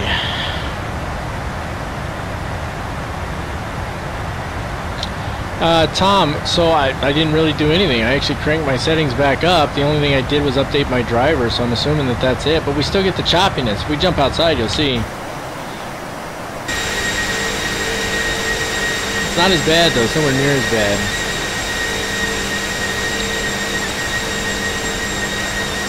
It was decent on the ground, too, Rami. I was getting about 20 frames a second while we were taxiing in Miami. Download VAT Spy. Even if you don't fly in VAT Sim, you can use it as a reference for airport METAR and takeoff runways.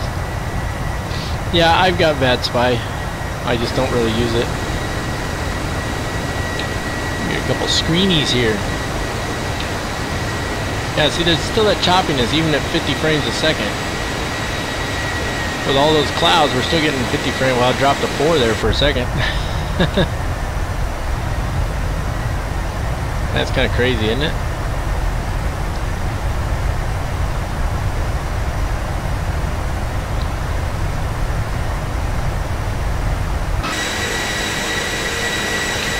Yeah, I agree with you on that one, AJ. Just basic flying skills at that point. I mean, we'll figure it out, but there's got to be a way to do it in this airplane. I mean, I'm sure there is in the real one, so, you know, and they supposedly did a really good job with it. I mean, they did do a good job, so it's got to be in there somewhere. Let's jump back inside here.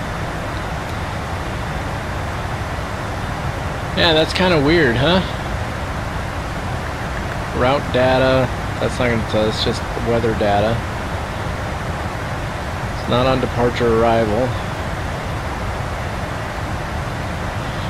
I mean, it gives you an option for other here, right? But now, my bad, I didn't put in, see, we don't have a second route or anything, but I didn't put in the alternate airports. But you would think you'd be able to click on this and do arrival, right? But apparently not. VNav.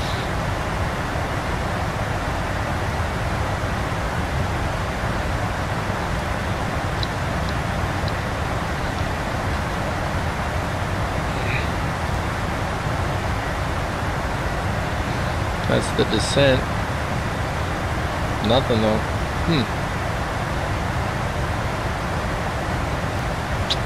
Yeah, I don't know, guys. That's kind of weird. Alexis, how you doing, my friend? Great to have you here. Thanks for joining us. I appreciate it.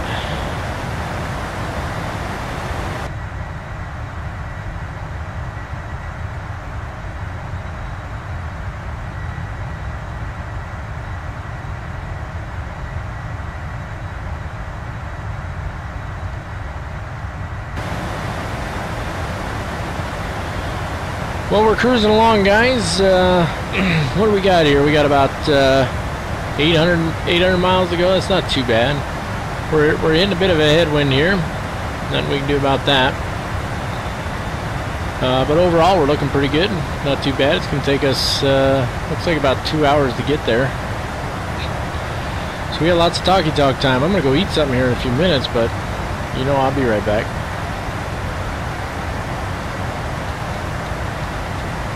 No, Shivam, I pulled up the initialization page, and you can't pull it up. So if you go to initial reference, this is for the approach, right?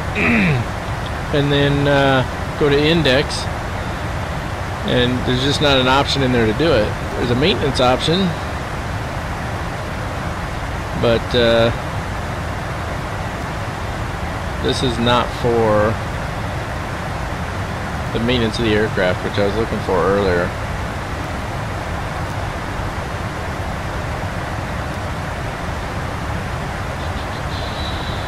Service base failures are on.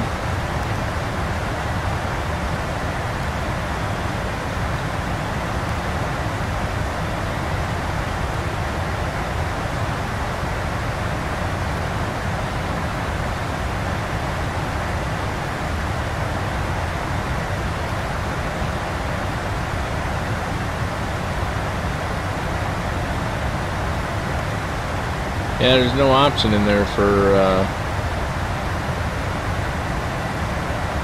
doing maintenance on the aircraft. It's kind of weird.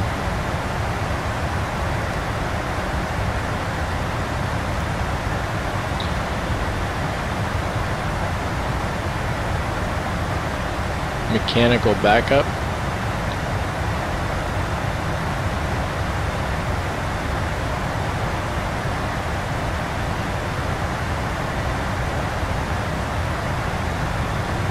Gotta go, Ramy. Thanks for joining us, man. I appreciate it. I hope you have a good time.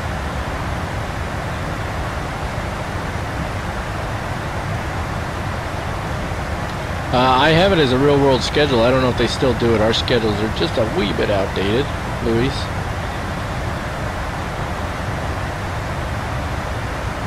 You're saying the plane sounds louder than me, Alexis? Does anybody else feel like the aircraft's a little loud?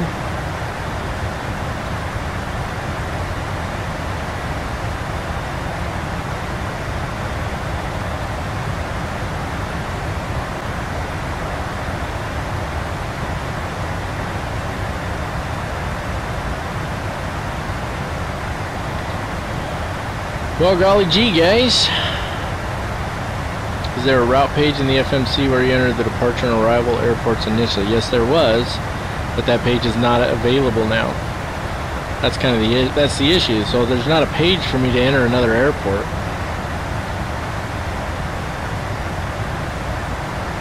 Yeah, Alexis, maybe it's just something with your speakers or something.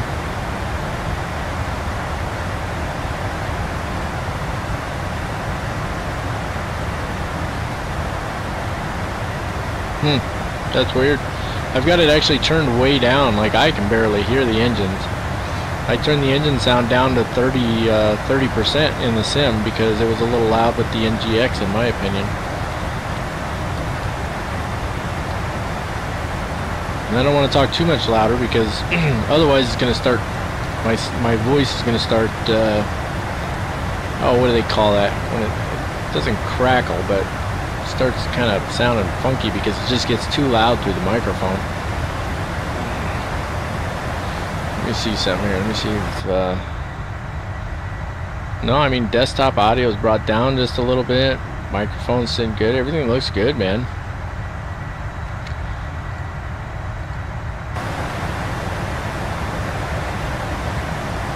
Alright, Shivam, you check it out, man. Well, we got 19 folks on here, guys. Not a whole lot of chat going on. We had some interesting stuff on departure. We had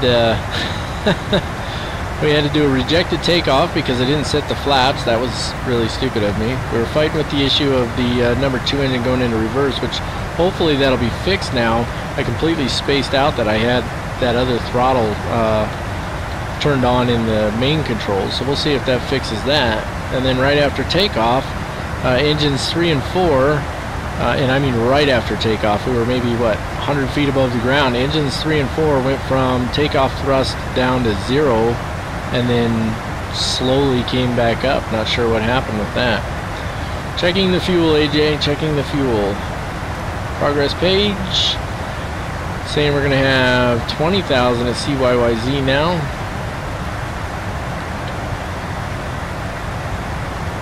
And there we go.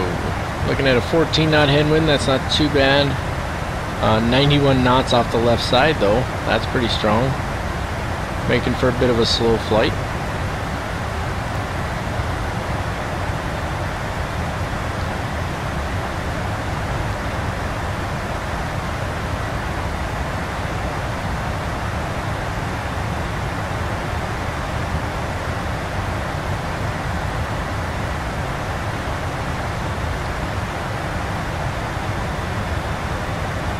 Or where you put your SIDs and stars.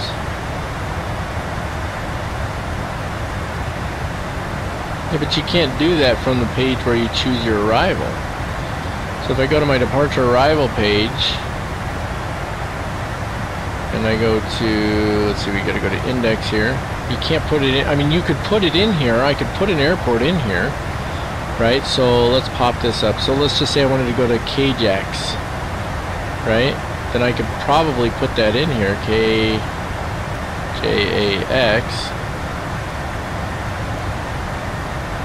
and it'll give me the arrivals for it. The issue is what we're looking for, Cody, isn't there something inside here that tells us, I hope that didn't mess anything up, by the way, That's Route 1 legs. Hold on. Departure arrival, KMIA, index. Okay. Isn't there somewhere in the FMC that tells me what the nearest airport is? There should be, right? There should be some in here that a page I can go to that tells me the nearest airports. And specifically the nearest airports with a suitable runway for landing. Boy, look at that cloud layer below us, guys. I mean, it's absolutely awesome. Just completely obscures everything down there. It's fantastic. I love it. Let's jump outside for a minute. I know it's a little choppy. Yeah, that chop is so weird.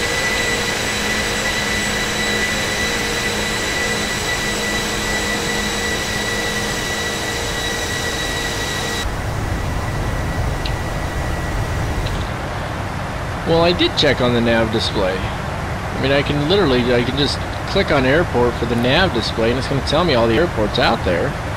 That's fine. But that just seems like not the best way to do it. I don't know. Because I can't tell, I don't know if they have suitable runways or not. So, think about it like this. I have to pull up the charts for that airport to see if it's even suitable, and if KSVN isn't, then I gotta check KSAV and KVAD and KNBC. I gotta check them all one at a time to see if there's a suitable runway. Seems to me that it would make more sense that I could just go to my FMC and it, based on my aircraft type, and the flight management computer will say, hey, these airports are within, you know, whatever distance and have suitable runways.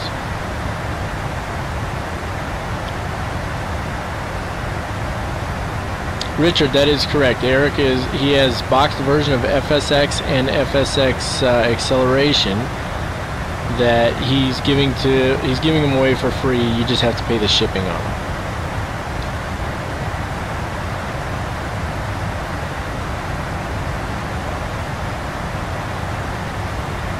Hold on, Shivam. Let me pull up Top Cat here and see.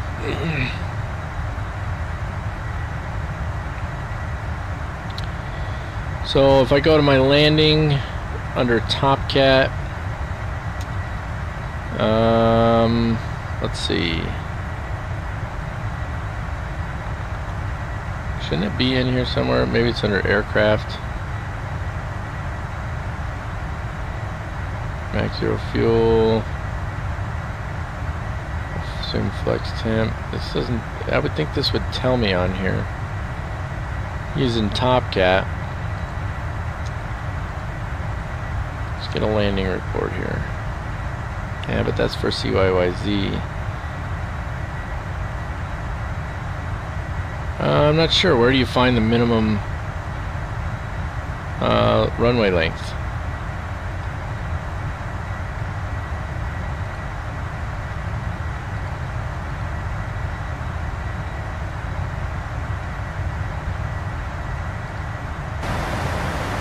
On the route page down at the bottom, there should be alternate destination near line select key. Let's see. Let's go to route page.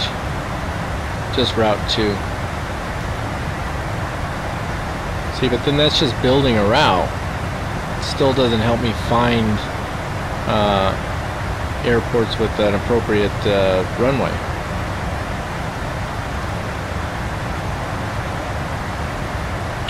Richard, are you a member of Mac Air? You are, right? Sorry, I'm bad with names, so there's no way I can remember everybody that's a member anyway.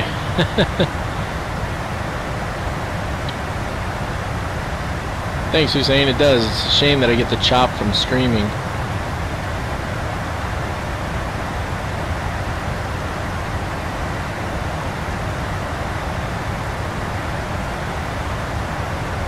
Under route data?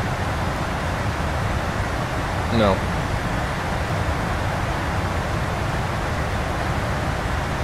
Richard, shoot Eric an email and let him know, and I'll shoot him a text right now. If you want it, I'll tell him right now that you want it. Just tell me in the chat there that you do, and I'll let him know.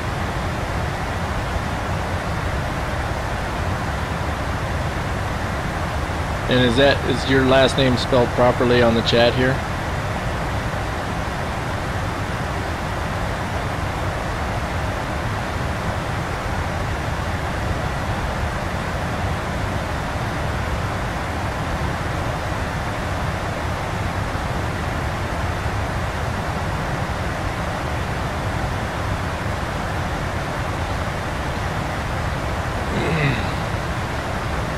Okay, Shivam.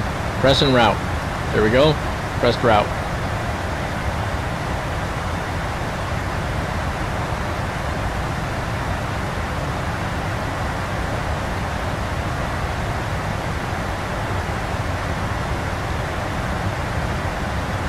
Man, I want a burger, but I don't think I'm gonna get one today. Gotta watch my girlish figure, boys. Route 2.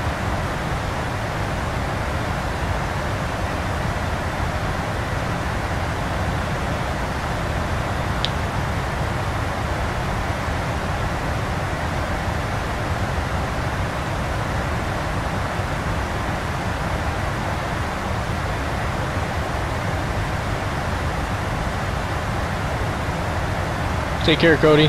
Thanks for joining us, man. We'll see you back on here when you get to work.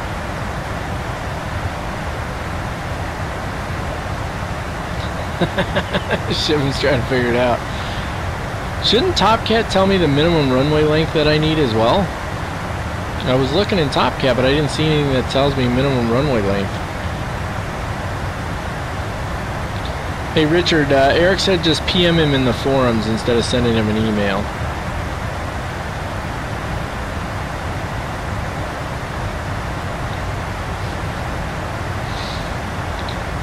I have flown the Cessna a little bit, Alexis. I haven't played with it a whole lot, but I do have it, and we'll probably spend some more time with it in the future. I do have a private pilot's license in the real world, so I fly Cessnas in the real world. That's why I picked up A2A's 172.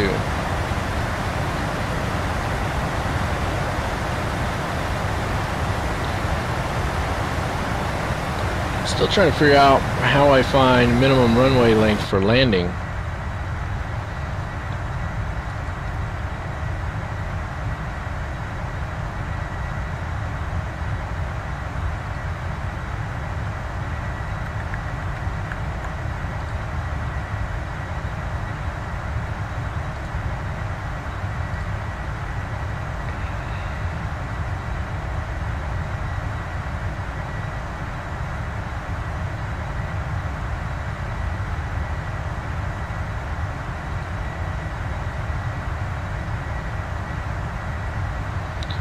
So if I calculate the estimated landing at Toronto, it tells me that my actual landing distance will be about 3,400 feet. So I need a runway that's basically 4,000 feet if my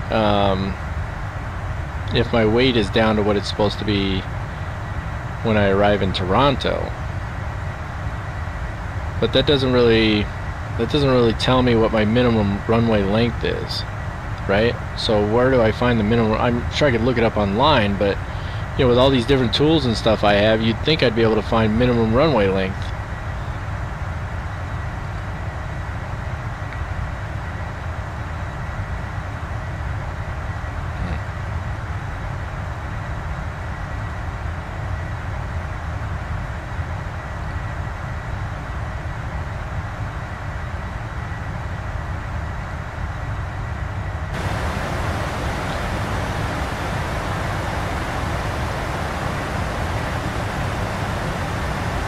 My license number? What do you mean my license number?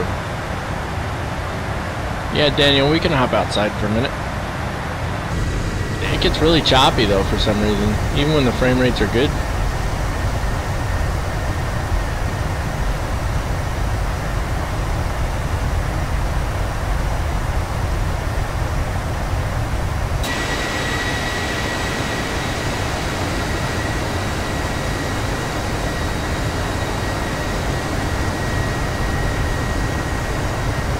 So Richard, Eric says he should be able to ship those out tomorrow, no problem.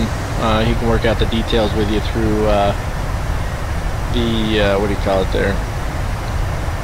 I want to say the chat, but whatever, on the forums.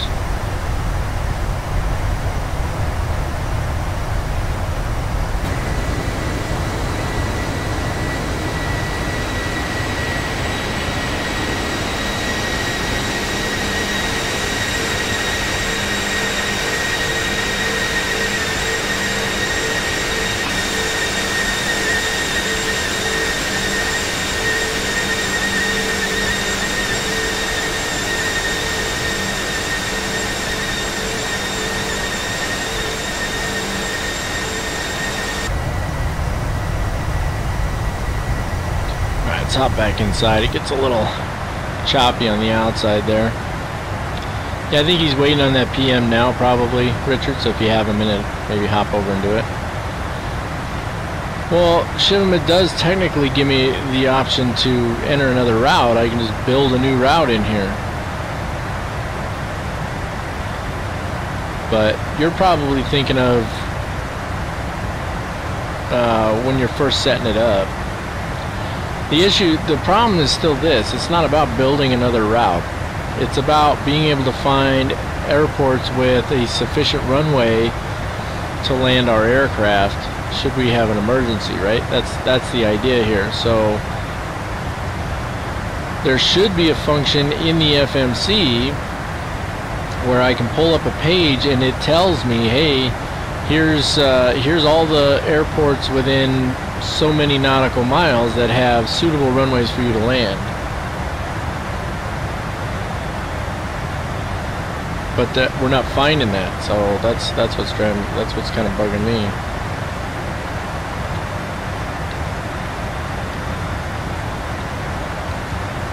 I don't think we need this terrain page on over here anymore, do we?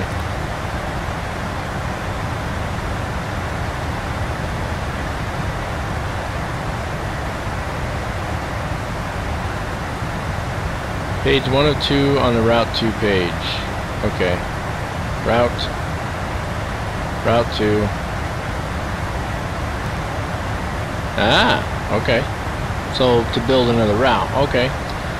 But the problem still persists, doesn't it? We still have the same issue. So you're right, I can go in here and I can build another route there, and that's all well and good, but it doesn't do me any good as far as finding suitable runways nearby.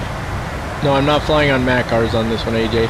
I think MACRs is part of the reason I've been hitting that choppiness, and so for live streams I may not use MACRs. I don't know yet. I haven't decided. I decided not to on this one. I may do it. I may use it on the next one and see how it goes. But when I did my flight last night in the NGX, that wasn't a route that was in our system. So I didn't have my ACARs running, and it was smooth as a whistle. So if we go to the Route 1 page, is there an alternate button? I don't know, let me see. Let's go Route 2, page 1, Route 1. Nope. Just the initial information here. What's this? Oh my. AJ, it's not going to be burgers today, it's going to be tacos. Tacos and quesadillas. My wife just rolled in with some grub. Check you out. You are totally awesome. Thanks, baby. You want to say hi to us, man? Hello, everybody. Sweet. So, yes, please. Sweet. I'm going to be chowing down here in a minute, boys. Yeah, so I'm looking on here right now for active Route 1. It doesn't give me a spot for an alternate. I can send a company report, I can copy the route, and then it just goes through the route. So I don't think the option exists for what we're looking for, guys. Hey, 737 pilots here. Hey, weren't you asking me, yeah, that was some yaw on takeoff. Weren't you asking me yesterday to jump into yeah, one more please. To jump on the chat or something this Saturday for your buddy's channel? He's doing a live stream or something.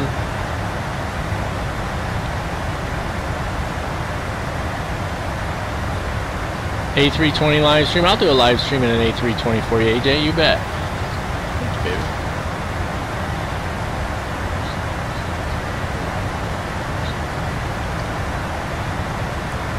Thanks, baby.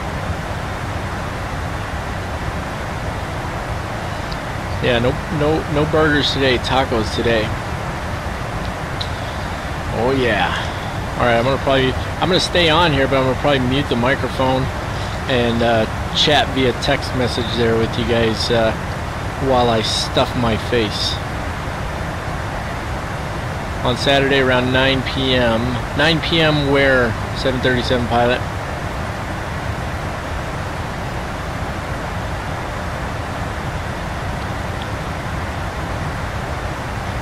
And I ask where because I get up on Sunday morning. I might make a Discord channel. I get up on Sunday morning at 1:30 in the morning. So 9 Eastern time would be 6. Should be 6 o'clock my time. So I could probably hop on for a few minutes. Yeah. So definitely email me the information anyway, because otherwise I'm likely to forget.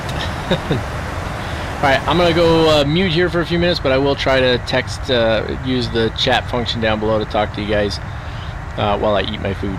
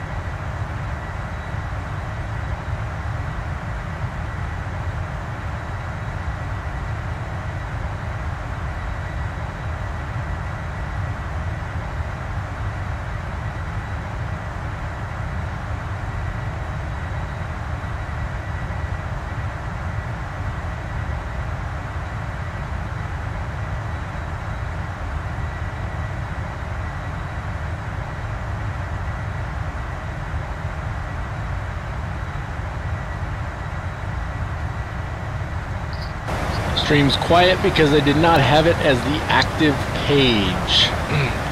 Yes, AJ, fuel check. 19.8 on arrival.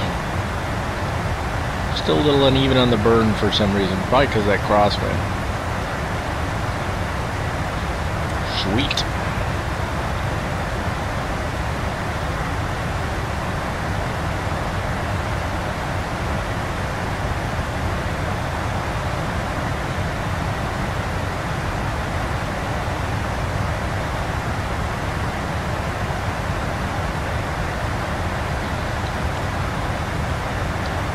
Snow YT.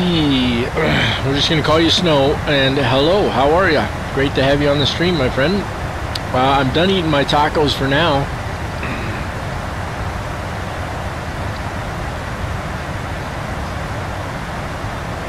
She did indeed, and it was a delish. Absolutely delicious. Check it out, guys. We're streaming around 45 frames a second on average right now, which is fantastic. Let's hope that holds out as we make our way into Toronto there. Is this your first time here with us, Snow? We've been doing lots of live streams the last week or so. It's been a good time. Oh, I'm nice and full now.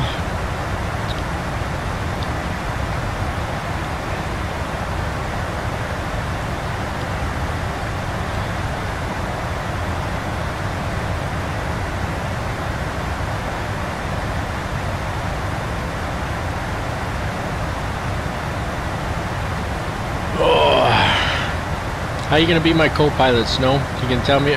I kind of have one. I mean, you might upset AJ because AJ is pretty good about keeping me on track here. He's a real world pilot, so he always makes me do my thing.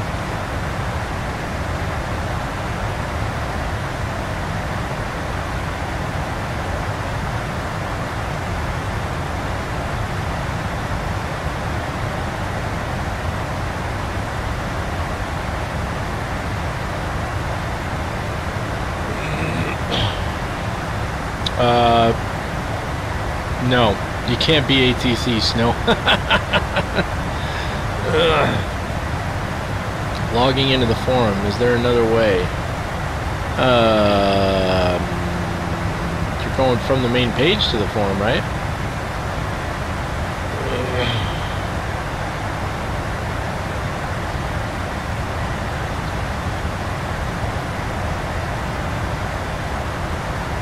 Just flying single player, Hans. Just flying single player. I can't be on a network because then I don't have time to talk to you guys.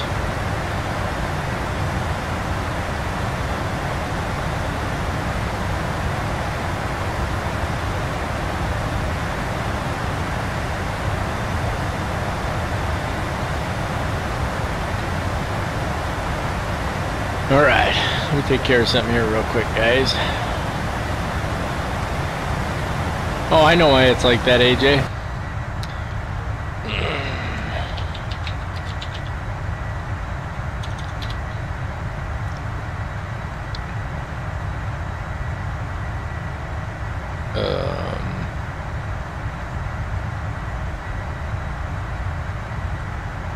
That's weird.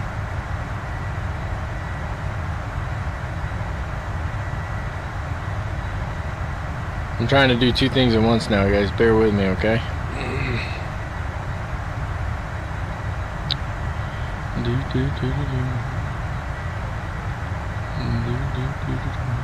You guys like my singing?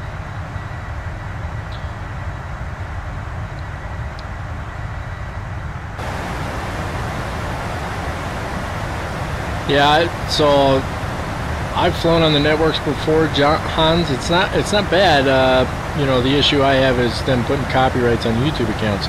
Copyright claims.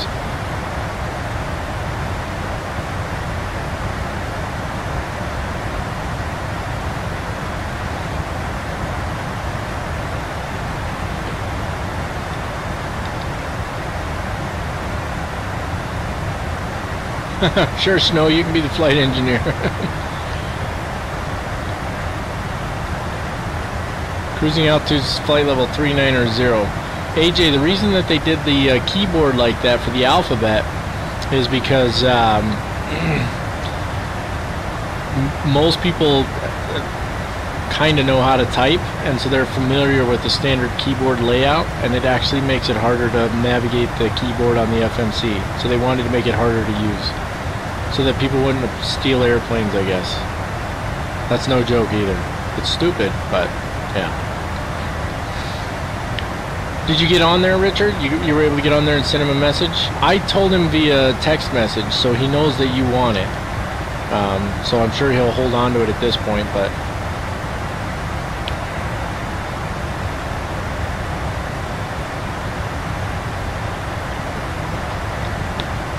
Woo-wee. My tummy's full now, folks. Yes, sirree, Bob. Still have a burrito over here I could eat if I'm still hungry. Well, our ETA is looking the same, guys. We got about just a shade over an hour to go. Cruising along nicely at 390, so looking good.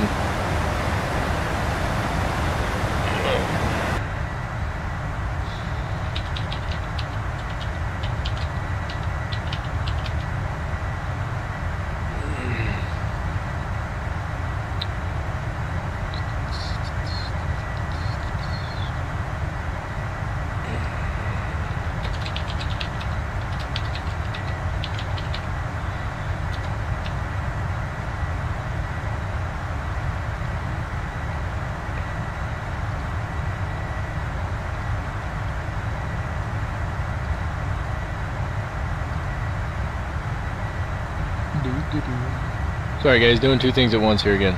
Be with you in a second.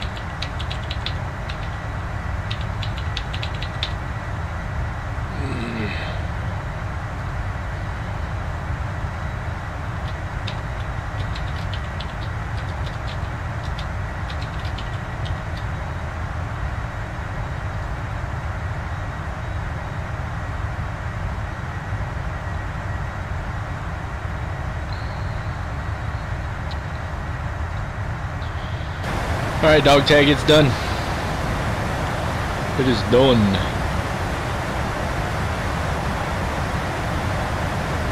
Oh, goodness.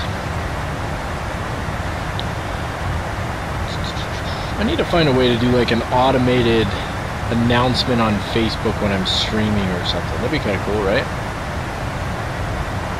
You think it's your password, Richard? That's kind of weird. Send dog tag a pic of the burrito.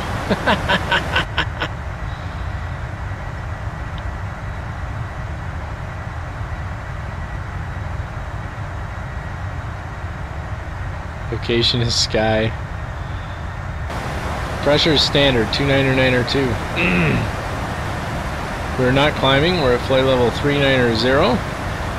And we're currently turning to heading 355, it looks like, maybe 356. So in actuality though, our track is 010 because we've got 113 knot crosswind.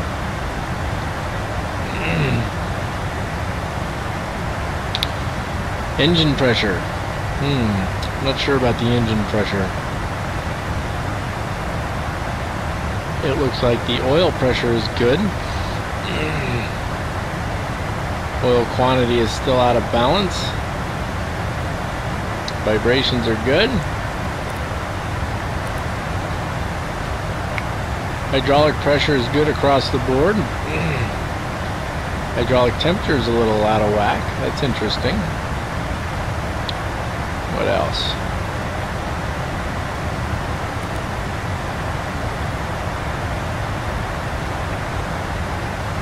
Here's our electrics.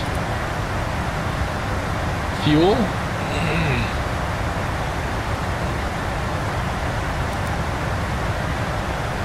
Cabin control or environmental control. Hydraulics.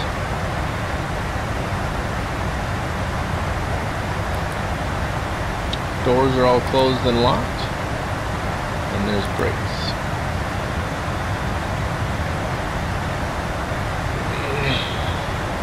Do a Turkish Airlines 777. Can't right now. But maybe we'll get a flight in a Turkish Air 777. See if we can do that. Probably not today though, Snow. Probably not today. Where are you located at, Snow?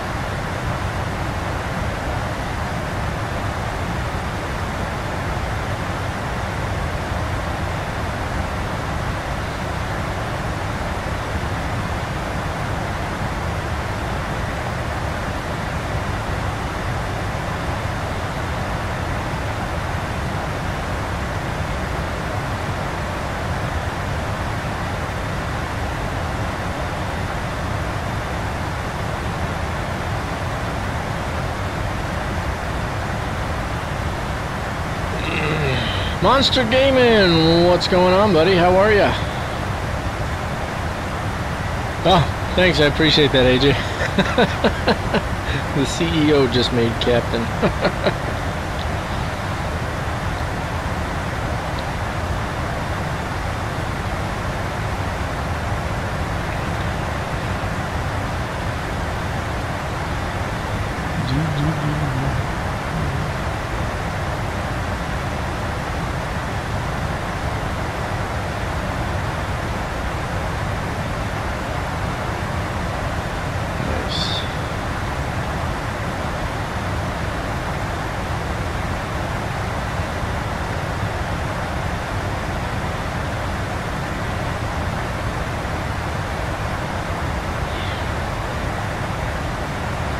There's some yelling going on. I think I'm gonna have to go see what's going on, make sure Mama's got everything she needs, guys.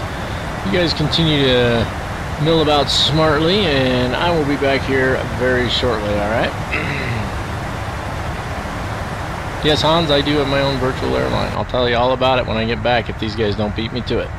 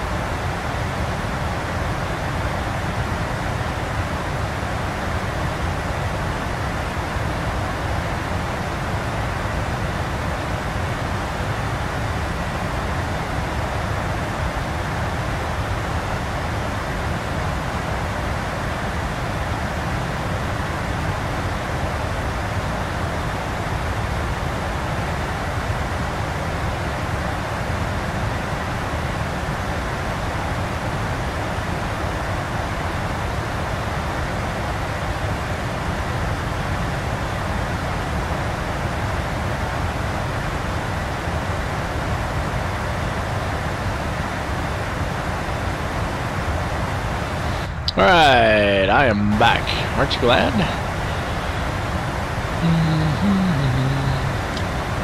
You're in Atlanta, Snow? Oh, okay. Just here out of curiosity, far from taking the leap into virtual airlines, multiplayer events, and things like that. So, Hans, virtual airlines aren't so bad, man. So over at Mac Air, we actually have 3 divisions. You can fly any one of them or all 3 of them. It's up to you. You know, if you're not ready for the realism side of it, then you just fly in our open division, man. You just meet the minimum parameters, which is, excuse me, not hard to do, and you're good to go. So you might want to consider giving it a shot, man, if you've got the time. You live at runway 8 left in Atlanta.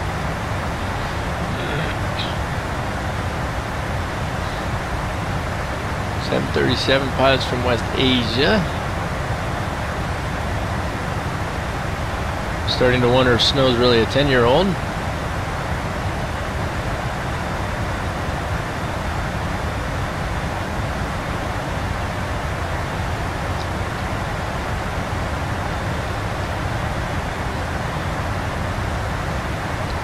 Everybody knows where I'm from by now.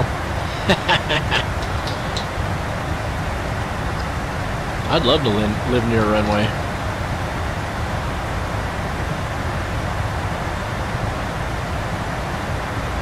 Yeah, whenever you feel like it, Hans. Did you check out my VOR to VOR navigation tutorial?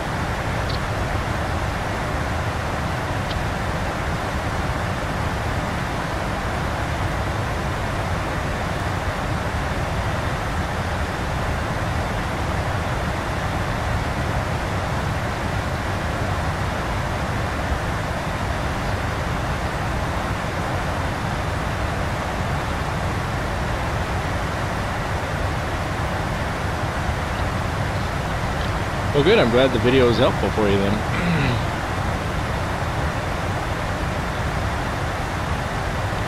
Far Cry 4. Oh, it's absolutely my pleasure, Hans. It really is, man. I have a lot of fun putting those together. It's a lot of work, but it's worth it. I like the way they come out. I like when I find out that people were able to get a lot of use out of those tutorials, you know.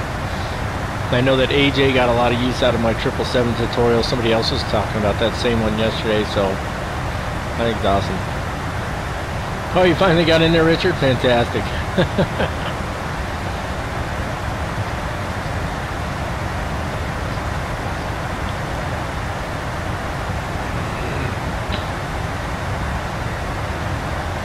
Yeah, maybe so, Hans. Maybe so. I mean, if you're flying up to Toronto today, you might see me up there, right?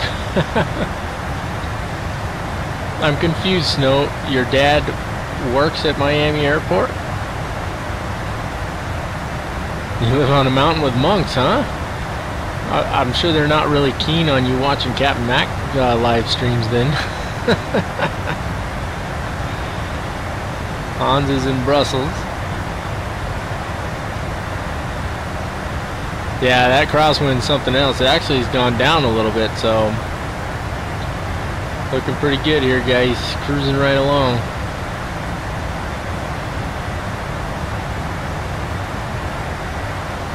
Yeah, we departed from Miami on this flight.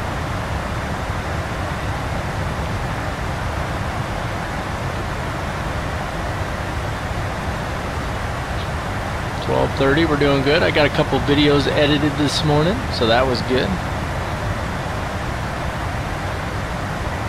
Yeah, Dallas isn't too bad.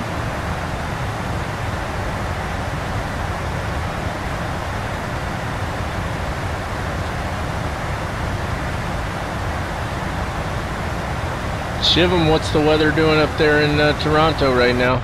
Oh, he left, didn't he? Did he leave? When did SHIVAM leave?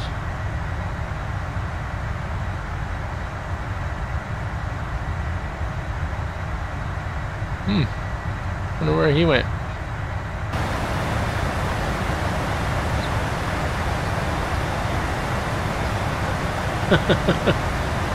TSA is so slow. Oh, there he is. He's there. Right on, right on.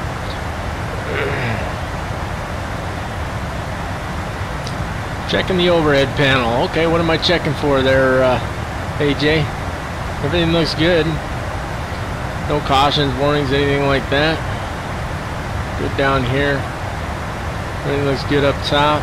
Now, somebody said that the circuit breakers supposedly work in this aircraft, but I don't think so.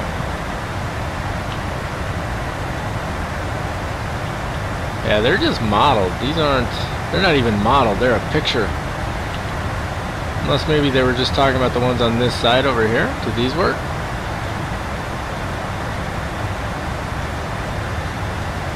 Maybe. Nah, the same thing. These are just a picture. Are these supposed to work, guys? Anybody know?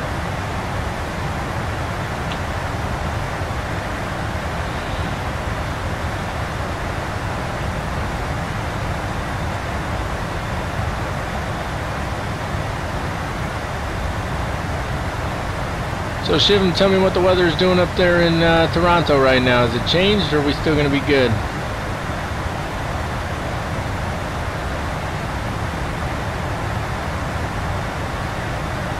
Speed increased to 500 knots, huh? I don't think that's going to work out, Snow. That would be an overspeed.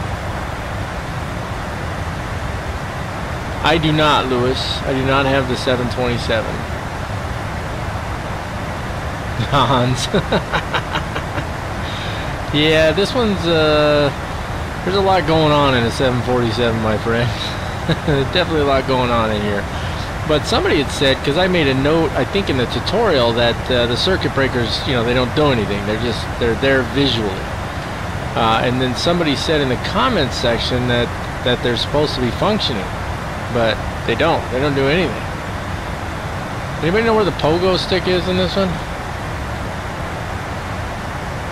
Never found it. I don't even know if it's got a cabin in it. I never looked to see. Let's see if there's a cabin. There is not. Nothing but wings. Wings and engines.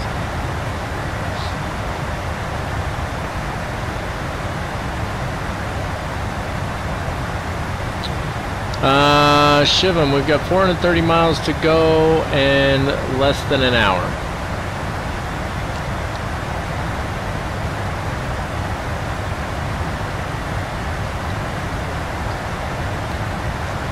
There's a guy using the bathroom in X-Plane. You guys are terrible.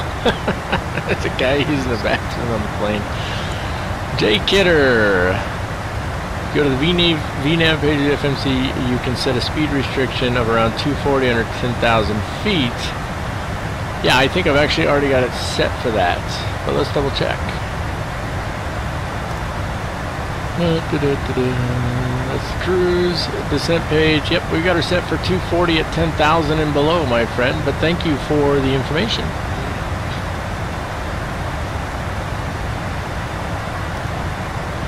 Might as well check fuel while I'm here, right, AJ? Checking the fuel, looking good. Oh yeah, we're golden. We're on point. Wind 00, temp minus 13, altimeter 3059. I'm gonna write that down. And then I'm gonna compare it to mine. 00, 3059, minus 13. And if we look on Active Sky says 003059 and minus 13. Fantastic. So as long as it doesn't pick up over 3 knots, I don't really care where it's coming from. We'll land on 33 left. How do you equalize the totalizer again, AJ? I forgot.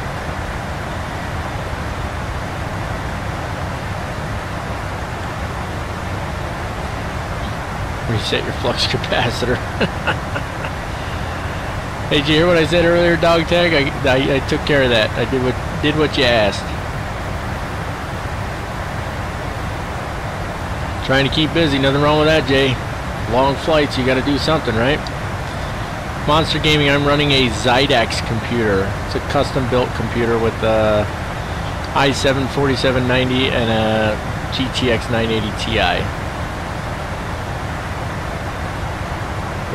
Press line key. Which line key? This one here? Okay. That's it, right? I mean, they're the same, so. Appreciate it, dog tag. For those of you who don't know, that's a dog tag gamer computer. You know, I didn't have any problems with them. I put in for what I wanted. I ordered it up. I will say this: I was a little disappointed with the initial graphics card. I got a 980 in it, and they put what I consider a cheap 980 in there. It wasn't a very good one, but I got the TI from a friend of mine. So, but I mean, they give you a lifetime warranty on the hardware, as long as you don't mess with it. If you have any problems, you send it back, you pay the shipping, they'll fix it. So, doing nothing in Dubai, and there's nothing wrong with that. Where's your wife at today, AJ? She's still out in San Francisco?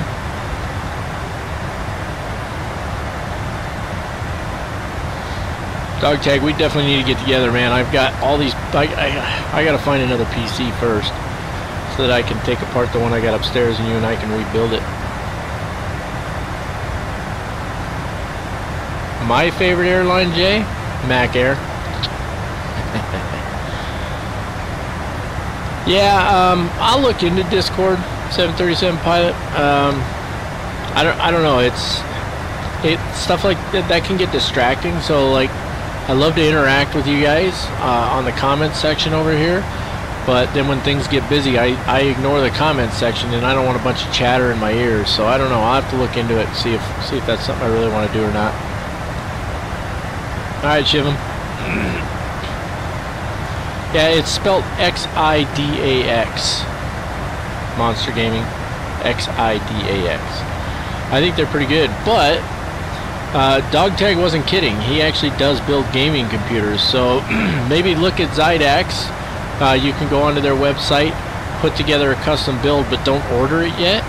See what the price is going to be, and then maybe talk to Dog Tag and see if he can see if he's able to do better than that or not. See, check it out, Dog Tag. Send us some business your way, my friend.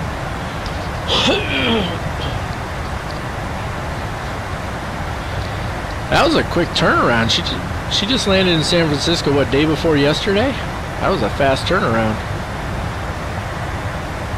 Just tell you when to be quiet. What's the Mayday for, Snow?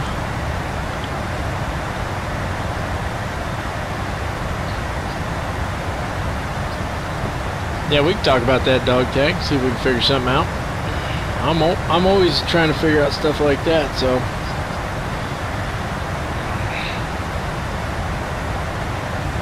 Still not sure why you're saying Mayday, Snow. You doing all right? You about to pass out? Pressurization's good.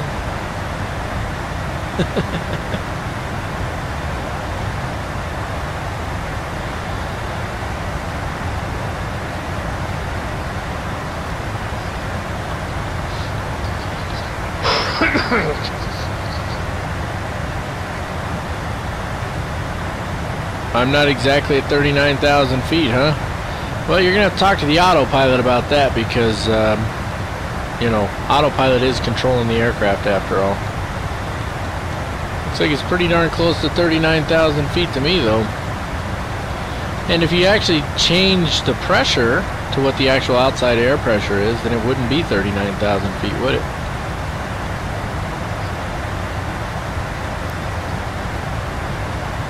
That I've ever completed in a simulator? Probably about 16 hours.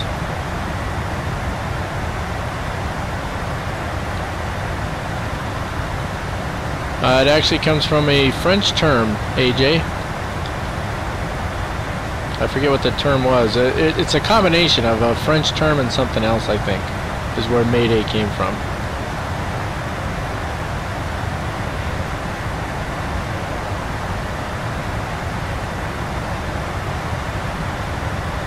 Yeah, so the aircraft often adjusts altitude by about 15 or 20 feet while it's at cruise, Snow. Jay, you ought to hop on here. It's going to be January 20th. Go to my Facebook page in the events section and check it out. We're going to do a live stream of the longest commercial airline flight in the world, which is a 787-900 from LA to Singapore, 8,700 miles.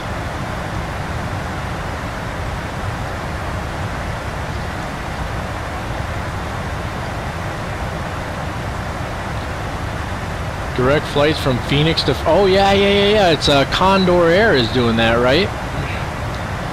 I wonder what they're flying for that flight. I know that American Airlines started flying an A330 out of Phoenix to Hawaii recently. No, I didn't see that. I saw something about it, but I didn't get to check it out. Yeah, Jay, if you're interested in just going, do me a favor, hop onto the Facebook page, go to the events section, and just put on there that you're interested. I'm just trying to get a feel for how that events thing works and see if that's the way I want to make those kind of announcements or not.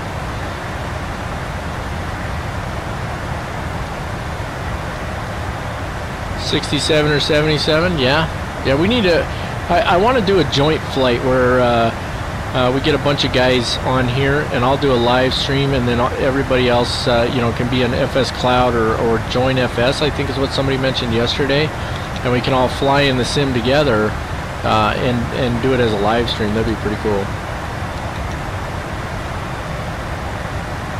The requirement for the airline, I believe, is 16 years old for Mac Air.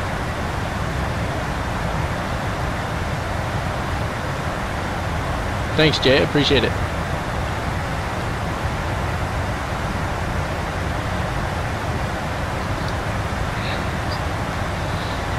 I gotta figure out how to get my webcam to work with OBS. For some reason, OBS won't register my webcam at all. It's kind of weird. New Zealand to Doha. I've been to Doha. TG determined. Haven't seen you on here before. Is this your first time coming to the stream, my friend? Little hiccup for y'all there.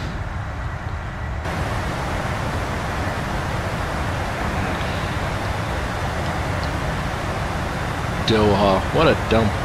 I didn't like that place. Of course, I was there on a military base, so I don't know what the rest of it's like, but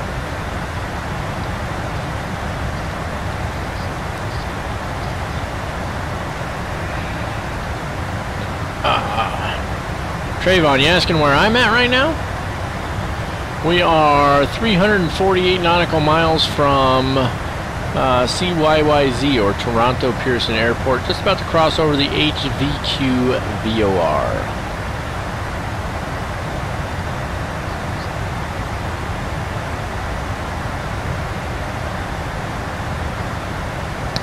HKG to AUH. I don't recognize those two codes. What airports are those, my friend?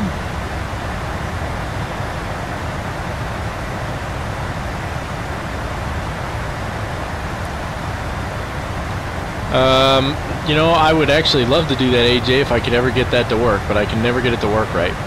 Maybe you and I can get together one day on TeamSpeak or something and figure out how to do that, make it work right.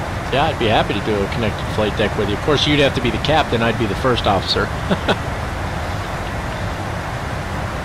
For those of you who don't know, AJ's been flying Airbus for 14 years and just moved over to the 777 for Emirates Airlines. That's real world, by the way. Hong Kong to Abu Dhabi. That's a nice little haul there, huh?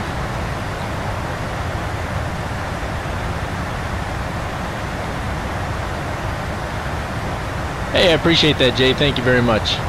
Yeah, again, I'm just trying to see if maybe the events is the right way to do that, or if I just want to make it as a post, or what. I think events is probably better because you know, you don't have to keep searching through your feed to find it or anything like that. You can just go to my events section anytime you want if you want to check it out. So, are you talking in the real world 737 pilot? I actually, I'd say quite the opposite. It has this weird effect, and it may just be PMDG's rendering of it. I don't know. AJ is going to fly 777s in the real world, so he could probably speak more to it than I could. But in the PMDG 777, when you get ready to flare, it really seems like it's hard to get that aircraft to flare properly. I've always struggled with that a little bit with that airplane. I don't know why. Before he says it, we're going to check fuel, because I know AJ is going to be on us in a second here. 19.6 at arrival. Picking up a bit of tailwind now, right? Yep, 33 knot tailwind. Still 94 across the left side, so pretty strong. Does anybody know why, no matter what, it doesn't matter if the wind's in our face or not, this right here, fuel used, oh, never mind, I figured it out. I retract my question. It's fuel used. I was going to say fuel, I was thinking it was a burn rate, but it's not. It's the total fuel used for that engine.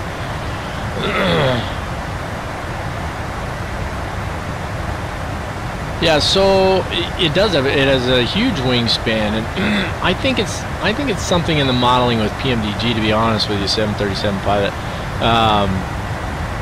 It just feels like you've got to really yank that yoke back pretty hard. I just think it has something to do with the way they did the fly-by-wire in there. So, yeah, I'm probably over Chicago right now, give or take a little. Jay, I think it will. I know that they were actually going to try and shoot for the end of this year, but that didn't happen.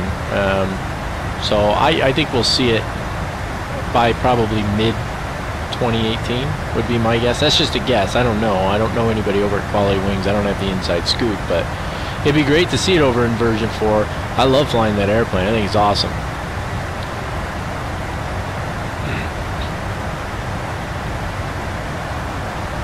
Oh yeah, I'll bet. TG. Yeah, that 777, man.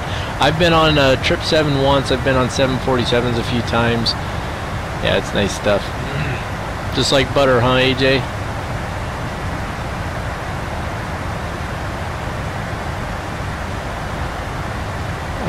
What do you mean is flight number, Snow? I'm not sure what you mean by that. A330s. I like the A330. I think it's a neat airplane, man. Yeah, I hear you on that, Jay. There's 2 aircraft that I fly in FSX, the PMDG MD-11 and the Quality Wings 787. So until somebody, we know Quality Wings is going to release a P3D version 4 aircraft in the 787. So it really just becomes a question of whether or not somebody decides to do a proper MD-11 for P3D version 4. If they do, then I'll move away from FSX entirely.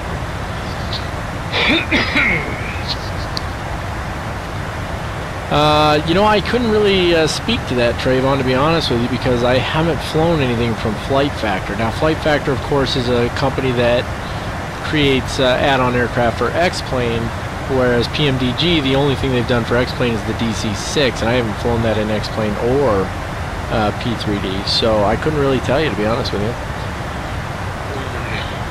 Monster Gaming, I am flying a Cargo Lux cargo flight right now. Here, I'll show you. We'll hop outside for a minute. There we go. I love this Cargo Lux paint scheme, by the way. I love the simplicity of it with that nice pearly white look. I don't know. It just looks really good to me. Beach Baron 58.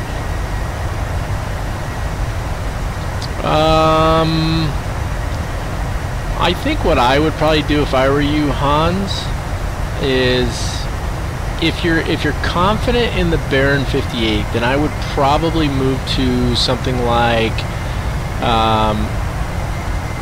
Flight 1 did a really good Beach King Air 200. So it's sort of the next step up, but without being too complex. I would probably do that next. And then once you're comfortable there, then I would maybe go back to the 58 and start learning your ATC stuff. So, yeah, and I wouldn't worry too much as far as VATSIM and stuff goes. You know, it can be a little daunting at first. You know, I would do a tutorial on it if there weren't so many issues with them putting copyright violations or infringement claims against YouTube channels. But you know, ATC is just one of those things you just kind of get used to after a while. So maybe start out with your default ATC in the sim just to get familiar, and then do some stuff over in VATSIM or something like that. Let's hop back in the aircraft. I hate that choppiness.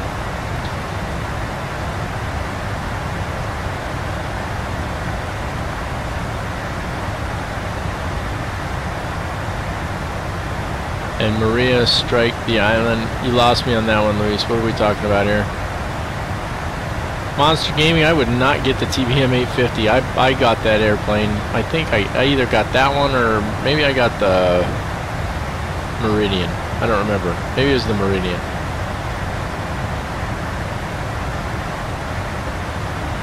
Yeah, so that's one of my issues with VATSIM is it's hard. Sometimes it's hard to find a controller at all.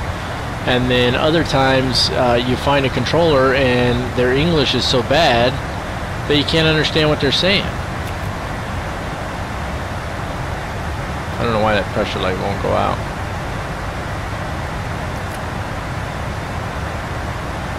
I think that's a glitch, guys, because I keep getting that.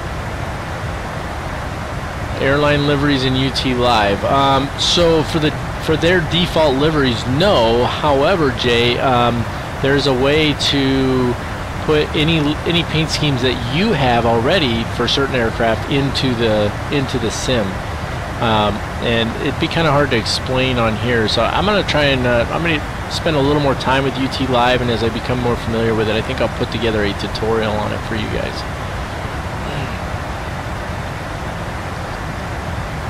Yeah, nothing wrong with that, Hans. I mean, I don't fly with ATC. I'm not uncomfortable with ATC because I've flown ATC in the real world, so it's no biggie to me. Oh, now the pressure light goes off on that one.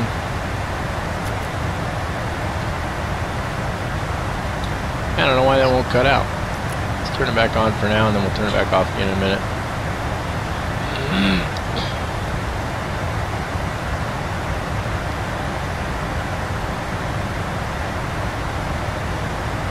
AJ, I would love to get on that full motion flight simulator.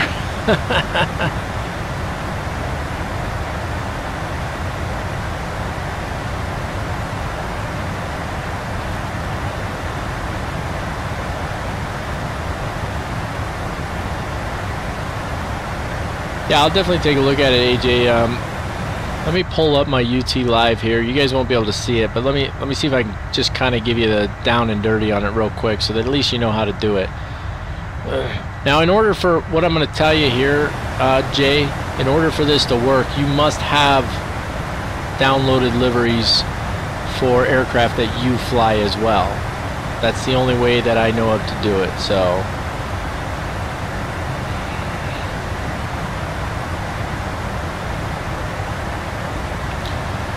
in your Ultimate Traffic Live application, when you pull it up, if you go to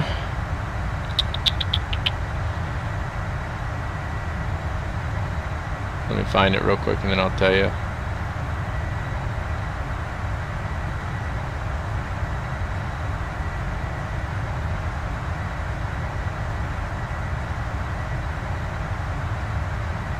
Okay, so you go to your configuration tab and then go to aircraft, and then you'll see you've got up top, you've got scheduled AI traffic aircraft selection, and then available aircraft selection. So if you select an aircraft up top, say the carrier's American Airlines, and then you select the equipment as say an A319, as long as you have an A319 in your sim that you fly with an American Airlines paint, then you'll be able to find it down below under available aircraft selection, and then you can pull it up there. Now there is a little checkbox that says display AI only, so you could probably go on to AV Sim or something like that and download AI traffic liveries only, and then install them. You would do it the same way.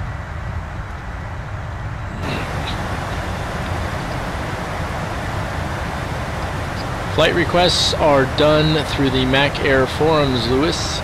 If you go to the Mac Air forums, scroll down to where it says Cap Mac videos and tutorials, there is a thread in there where you can request flights.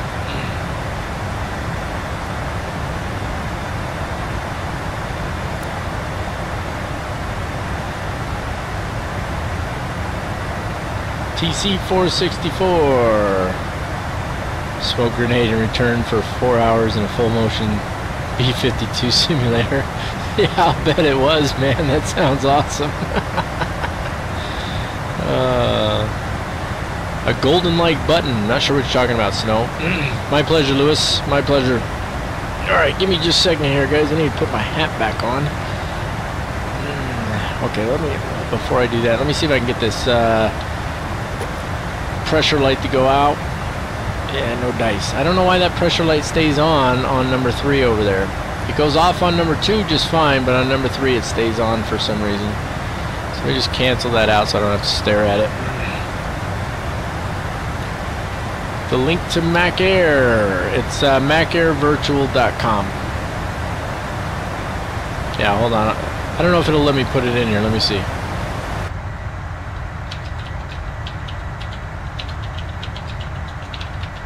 Yep, there you go. I don't know if that'll link to it, but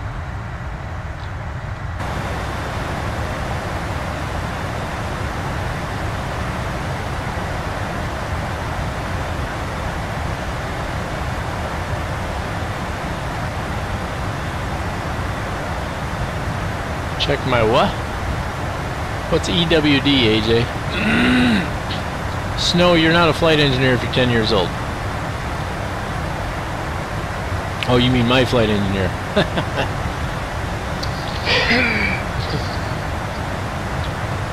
Hey, nice talking to you too, Hans. Thanks for joining us. I really appreciate it.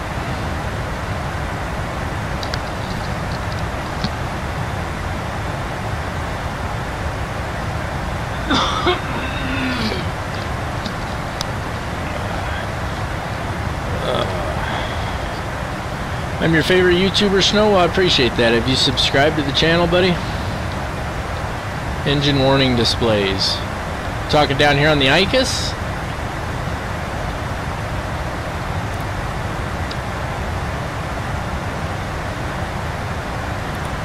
Nothing on there. If you're talking about on here, I was already trying to deal with those, but for some reason these pressure lights don't want to go out. There we go. Now it's out. Guess you got to have them all off before that number 3 will go out. Well, I appreciate it, Snow. Thank you very much. We're doing pretty darn good over here on YouTube. We're up to over 5,500 subscribers, guys. Oh my goodness. All right, trying to clear my throat there.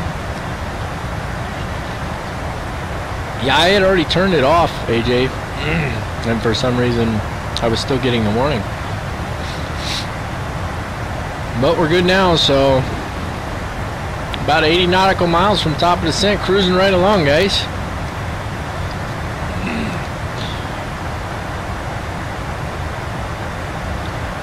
Hey, my flight channel, how are you? My Pranky's back. Hello, how you doing, buddy? Good to have you here. No, AJ, I don't smoke.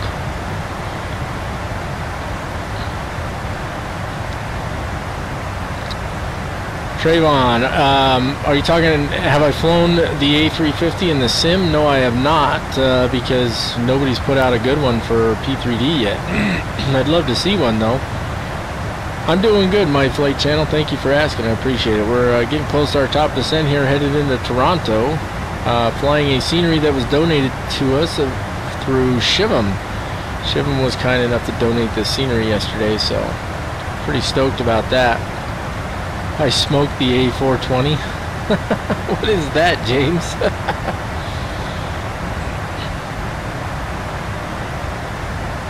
Somehow ended up with one engine running, huh? That's weird. So in the PMDG, you can actually set, there's an option to set it to automatically do that in the FMC. I don't set that, of course, but if you tend to forget things like that, or you just don't want to worry about it, you can set it to do stuff like that automatically. I wonder if Cody's going to make it back on in time for the landing here.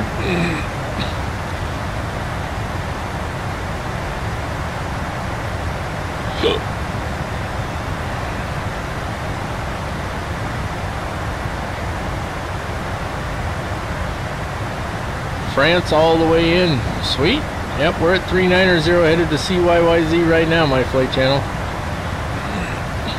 Yeah, I'll bet you never forgot again. Well, the A380's being done up by Matt Davies and his crew, and I'm hoping somebody will pick up the A350 here pretty soon, to be honest with you. Yeah, exactly, dog tag. Why do you think I have the black box?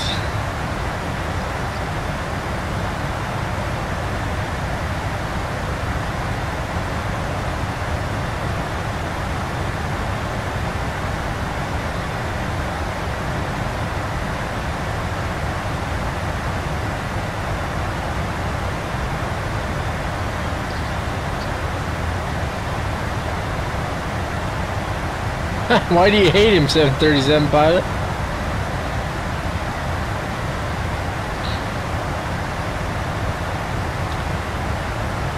Salt Lake City to LAX, that's a short one there. I don't know about the 787 for X-Plane, Trayvon, to be honest with you. Yeah. 737 pilot. Yeah, I suppose maybe it can be sometimes. He's not the most irritating one, though, that's for sure. I think he's just playing around, AJ. No, yeah, that's... Yeah, that's disconcerting how the frames are on that one, Jay.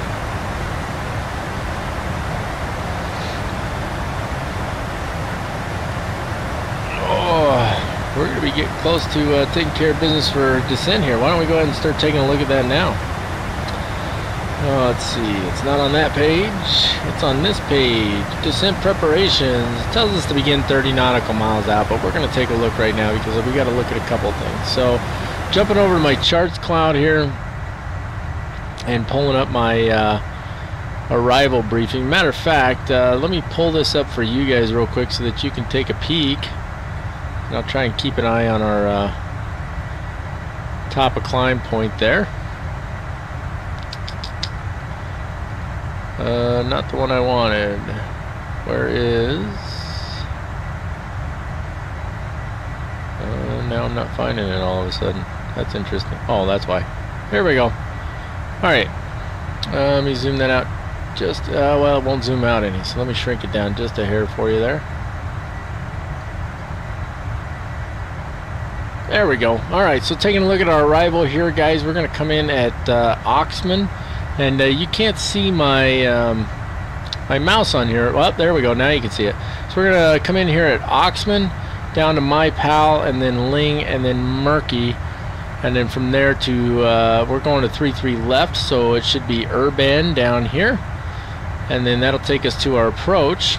Taking a look at our approach briefing. The ATIS is on 120.825. Looks like London radio on 123.275. Toronto arrival on 132.8. Tower on 118.35. And grounds on 21.9. Localizer frequency is 110.905 with a final approach course of 327 degrees. Glide slope intercept at APMAM 2,010 feet with an ILS decision altitude of 832 feet. Airport elevation is 569 feet with a touchdown zone elevation of 548 feet. The missed approach procedure: climb to 1,100 feet on heading 327. Make a climbing left turn to 3,000 feet and turn to 257 degrees. Intercept the outbound YYZ VOR, that's the Toronto VOR, 287 degree radial to IK dot, and then we would hold there and await instructions from ATC. Plan view is pretty straightforward there. If we look at the profile view down here, coming in at IKMX at 3,000 feet up to EBKOV, I guess we'll call it. Intercept our glide slope there down to Vesda, and then APMAM, and then on in from there. Should be pretty straightforward. PAPI lights should be on the left-hand side of the runway. And again, ILS decision altitude 832 feet. Any questions about the approach briefing?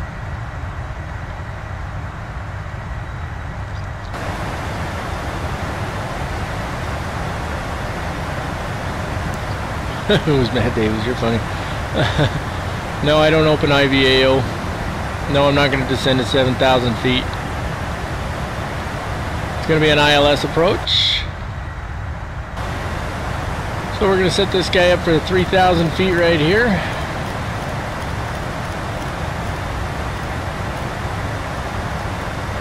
And let's take a look at our checklist here.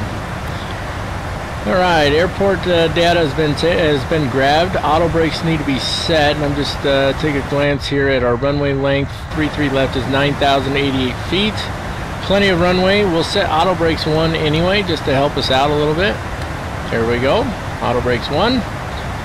FMC, we've already put the arrival into the FMC. We could grab our initial or our approach reference here, so we'll go ahead and do that. It'll probably be just a bit slower than this, but 30-degree flaps, 145 knots, not 145 degrees. And I'm going to shrink that back down. I'm going to open up Top Cat in the background here and just take a look and see how it compares.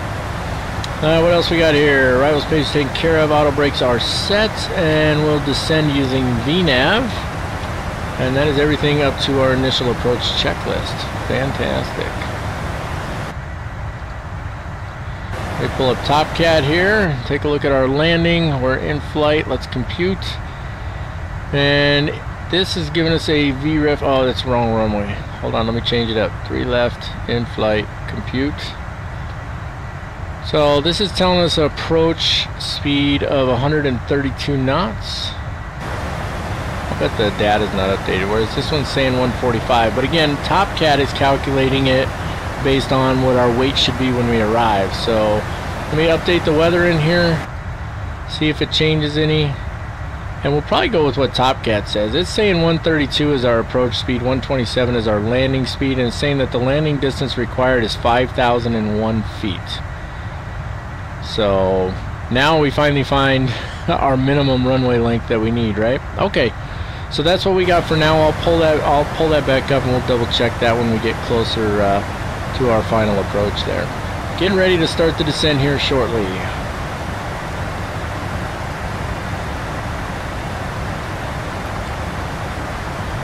Jay, if you're interested in virtual cargo, man, if you're not already a member of Mac Air, you might want to hop over there. We've downloaded and implemented all of FedEx schedules, all of DHL schedules, UPS schedules, national schedules. Basically, almost all the cargo schedules are in our flight schedules now. And then sometime after the new year, we're going to create a cargo division. So keeping with the theme of our virtual airline, you can fly cargo or, you know, as another division still under the same profile, so you don't have to go to different virtual airlines for that. When is my next tour on Mac Air? I'm actually working on the FedEx Global Tour right now. It's a 4-part tour with 80 flights that covers a massive number of miles. In fact, I just finished editing the next video for that tour this morning. There's another flight in MD-11. The next flight is a 767 or 757, and I think I'm holding off to see if Captain Sim releases their 757 soon. If they do, then I'll fly it in that. If they don't, then I'll probably fly it in FSX in the Quality Wing 757. AJ, are you a member of Mac Air?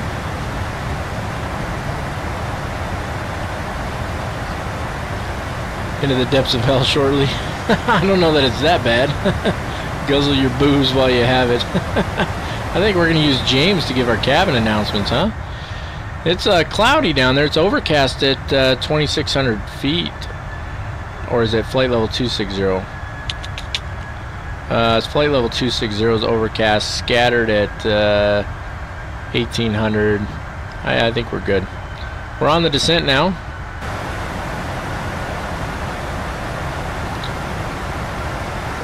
So AJ, we actually have a tour manager. So go into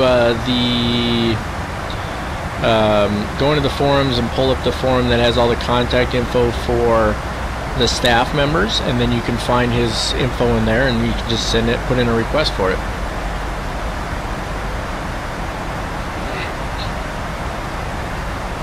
Hey Ali, how you doing, buddy? The frame rates are doing fantastic today, so we're gonna see if it holds out as we roll into Fly Tampa's Toronto airport here. Oh yeah, I was just double checking, AJ. I was pretty sure you were. I can't remember everybody that's a member, so my apologies. Hey Fabian, great to have you here, my friend. Thanks for joining us. You're just in time. We just started the descent here. We'll be on approach here pretty soon, so hopefully the frame rates will hold out, Ollie. Or it's Ali, that's right. It's short for Alistair.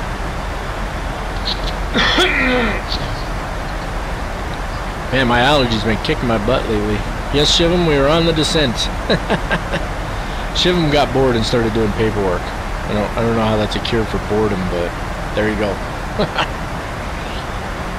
So we're looking good here, guys. We are using TopCat, in case anybody doesn't know. So right now, we've got our approach reference in here as 30-degree flaps, 145 on the speed, but TopCat's saying it's going to be slower, and it's basing that on what our landing weight should be. So we'll see how it goes here shortly. Right now our gross weight is 566.8, and if I look at TopCat, it's expecting our gross weight to be hold on, I gotta find it now. Quite a bit lower actually, 363,478. Hold on a sec. Man, these allergies make my throat get all blech. Sorry about that. In-laws visitor visa application. There you go. Yeah, you gotta have the Captain Mac cough in there, right?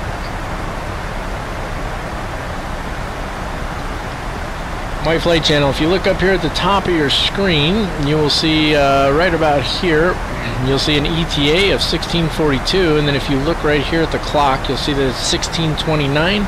If you do the math, you will find that that is about 13 minutes.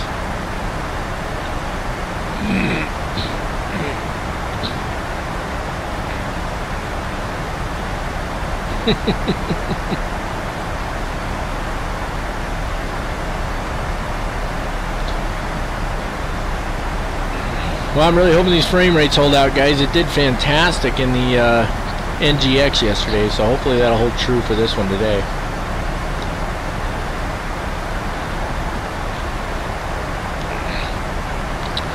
So I have a flight request in to do a flight for the retirement flight for the Delta Airlines 747s, which is something I actually really want to do. I think that's going to be a cool flight, but I've decided to hold off for the moment because the flight goes from Atlanta to MSP, and there's a great scenery for MSP done by Flightbeam, but I just don't have the money for it right now. It's $30, and I've got a scenery for Atlanta already, so I want to do that flight with both sceneries. So I'm gonna have to wait, unfortunately, and do that flight when I can afford to pick up KMSP from Flightbeam for P3D.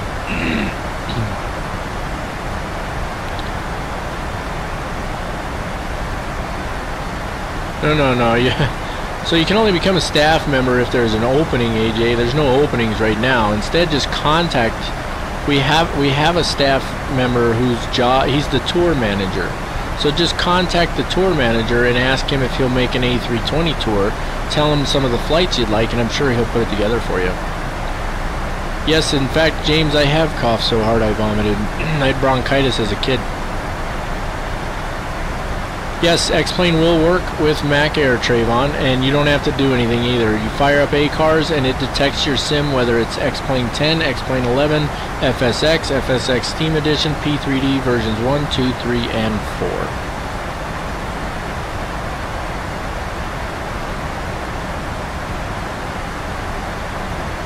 Clear the UTL traffic on arrival. Why would I want to do that, Shivam? There probably is an Airbus tour alley. I prefer Boeing over the other three, my flight channel.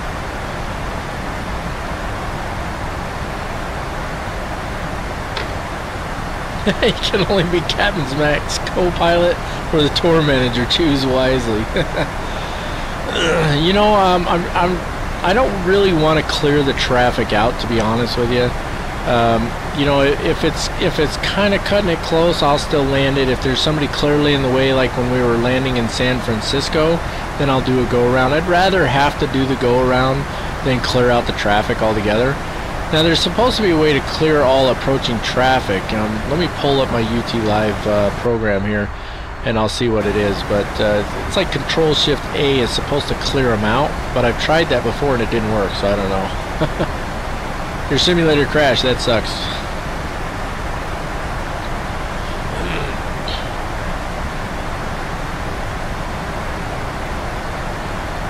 Yeah, I'll take a look, Shim. We'll see what it's looking like as we're getting in there. Those frame rates are kind of... But I just opened up my UT Live app too, so that's probably why. Let's see. Statistics, simulator... I gotta find it here. Yeah, I'm gonna have to spend some more time getting to know this thing a little bit. Traffic. Okay, so to toggle UT Live on and off is Control Shift T. So I can toggle it off. Control plus Shift. I'm just writing it down so I don't have to look it up again. Plus T. And then to clear the approaching aircraft is Control Shift A. So Control plus Shift plus A should clear approaching traffic, and then you can reset them using Control Shift R.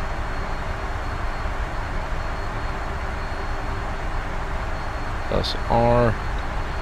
And you can increase and decrease the density too. So Control Shift 11, F11, sorry. Control plus Shift plus F11 to decrease density. So I'm just writing these down so I don't have to look them up again. Toggle on off. Control Shift A, clear approach. Control Shift R is to reset. And then Control Shift F11, I wrote FLL for some reason, is decrease density. Cool. So we can take advantage of those without having to open this program up again, so that'll be nice. What's with the devil horns, my flight channel? You're guessing 138 feet per minute? So for some reason it doesn't actually show the, you know what? I'll bet you there's a way to do it. Hold on. Let me look in here. Add text. I think it's text landing rate. Read from file.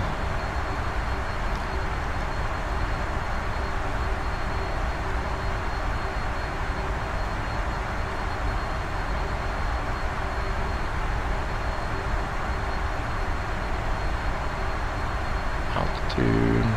No, it doesn't look like it. Cancel. Cancel. So there's supposed to be a way to display the landing rate thing when I land. Maybe it's supposed to be another window or something. Let me try that.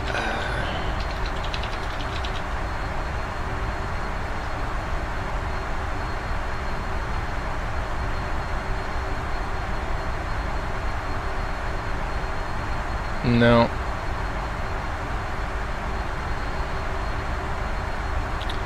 It's supposed to display, but because of the way OBS works, I'm gonna have to look at how to display it. So there's a little landing rate thing that'll tell me what my landing rate was as soon as I land. So I'll tell you guys what it is, but it doesn't show up in the sim for some reason. So I'm gonna have to figure out how to make it so that you guys can see that.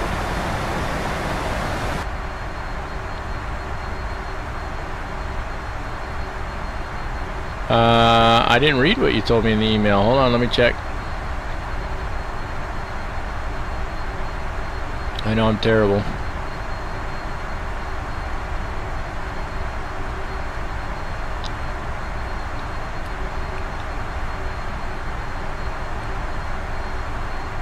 Yeah, so that email came after I started this flight, Shivam. So, might be SOL on that one. So we might have to fight with some frame rates here.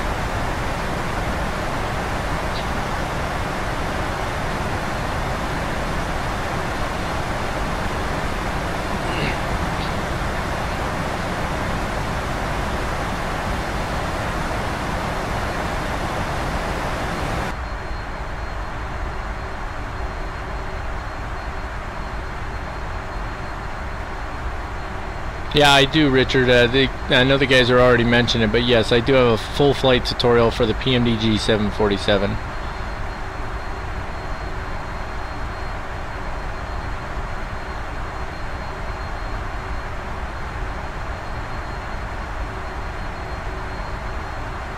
Yeah, for some reason my thing's set up, it won't let you guys post links. Talk to you later, my flight channel.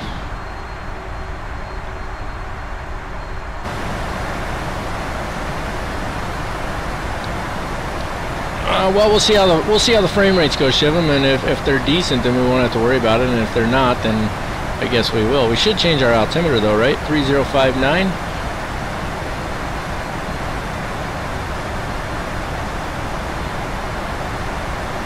There we go.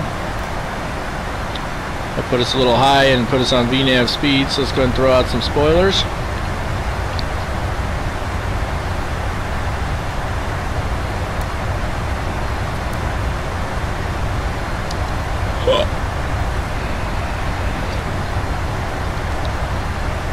That was my bad, I wasn't paying attention.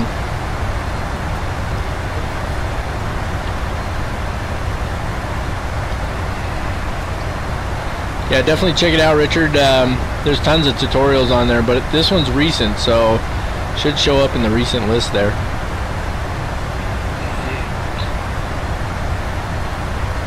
Love that shaking we get. That's awesome.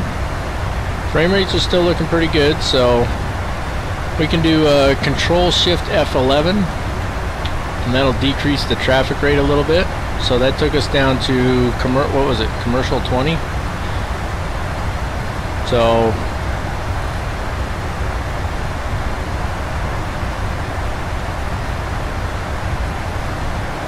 that should help a little bit. We decreased the traffic rate, so we shouldn't get too much getting in the way there. I didn't actually get a chance to really see what it said there. I think it said commercial 20 and GA traffic 0, right?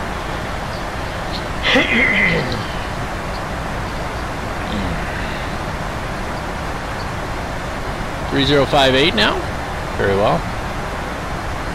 Let me double check my weather here as well on active sky. Saying, yep, 3058, wind is 0 at 0, looking pretty good. Let me check my Topcat here. It's calculating our landing weight at 363,478, but we're at 565, so it's probably going to be about 564.5, right? So let's see if we can get it. No, it only works in FSX. So let's call it 564,500.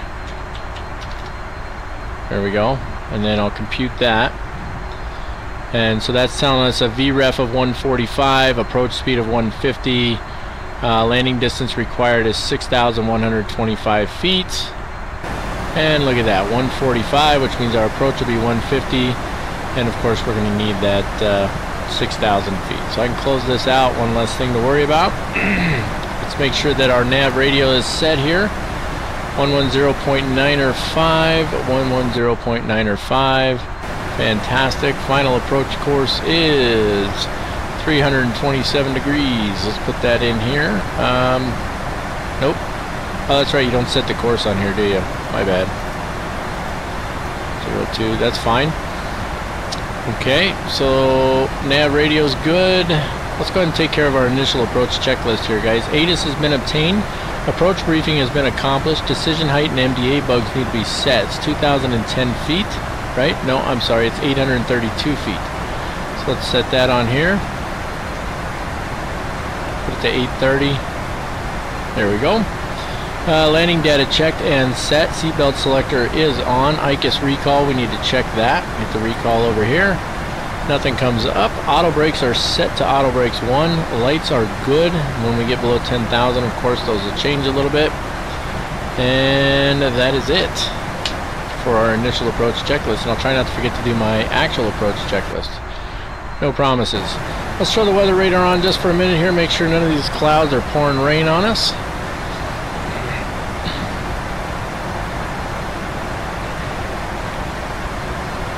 And we're not at 10,000 feet yet, Shivam.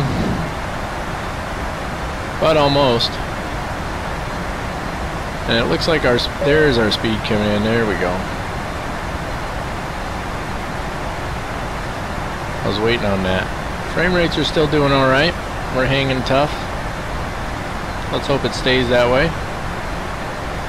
Nothing on the weather radar, so we can turn that off.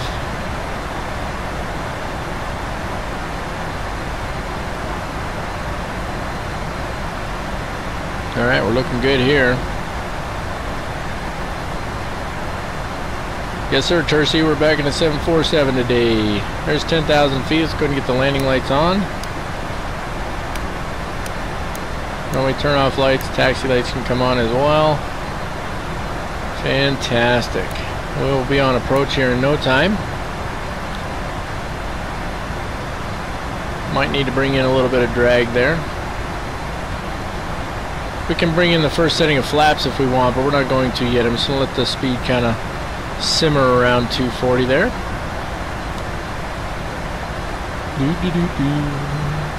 Hopefully we won't need the speed brakes.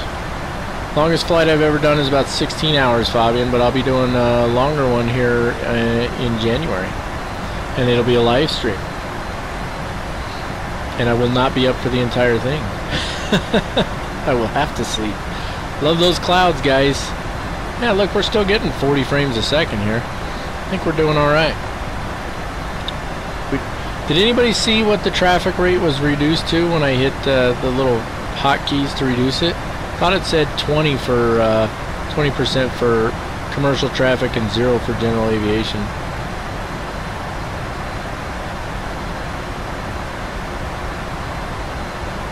My AA? What do you mean my AA? Anti-aliasing? I'm gonna leave that where it's at. My frame rates aren't doing bad right now. I'm gonna leave it right where it's at. I'm not gonna mess with anything. 20 and 0. Okay, that's what I was expecting.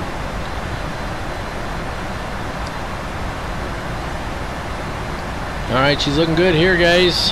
Coming through the clouds. I love the way those clouds sort of break away as you come through instead of just disappearing like they used to in FSX. That was always disappointing, to say the least. Beautiful weather here. I mean, beautiful if you're flying in a sim. No turbulence, really. We haven't had any turbulence, so. AJ made me turn it down. He said it was unrealistic at the level I had it at. Hopefully that throttle issue is fixed with, there's first setting of flaps coming in. Hopefully that throttle issue is fixed with me getting rid of the other control assignments from my Airbus controls. A little frustrating, to say the least, but if that fixes it, then good.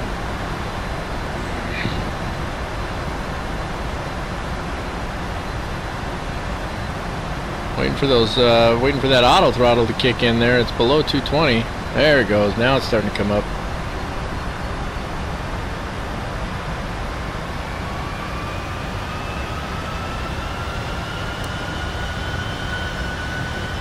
Alright, looking good here, guys. Let's go ahead and arm the localizer now. Should intercept that right around the time we're making this turn here.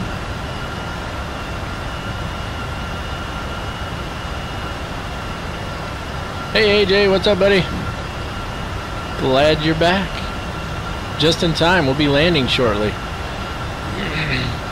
I'll be sure to let you guys know what it says the landing rate is, and then after this stream I'll try to figure out how to make it so that that landing rate pops up for you guys to see it, because I definitely want you guys to be able to see it as well. Might as well, right? Now we wait. Well, while we're waiting, since we're going to lock onto the localizer here shortly, let's look at our final approach checklist. Flaps will be lowered as indicated, so on schedule. Gear is not down yet, but under 270 knots and at flaps 20, the gear can come down, or when we lock onto the glide slope, either or. We can arm the speed brake. I think we're doing fine now. There we go. Speed brake is armed. And then we're just waiting on ILS capture, and then we can take off auto throttle and autopilot when we're ready. And then it just tells you how to land the aircraft, sort of. No, let's go ahead and let's do the landing rate guesses now.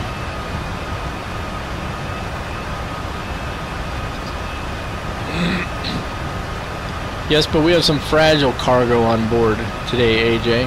So, okay, there's the localizer locked on, so we can hit the approach switch.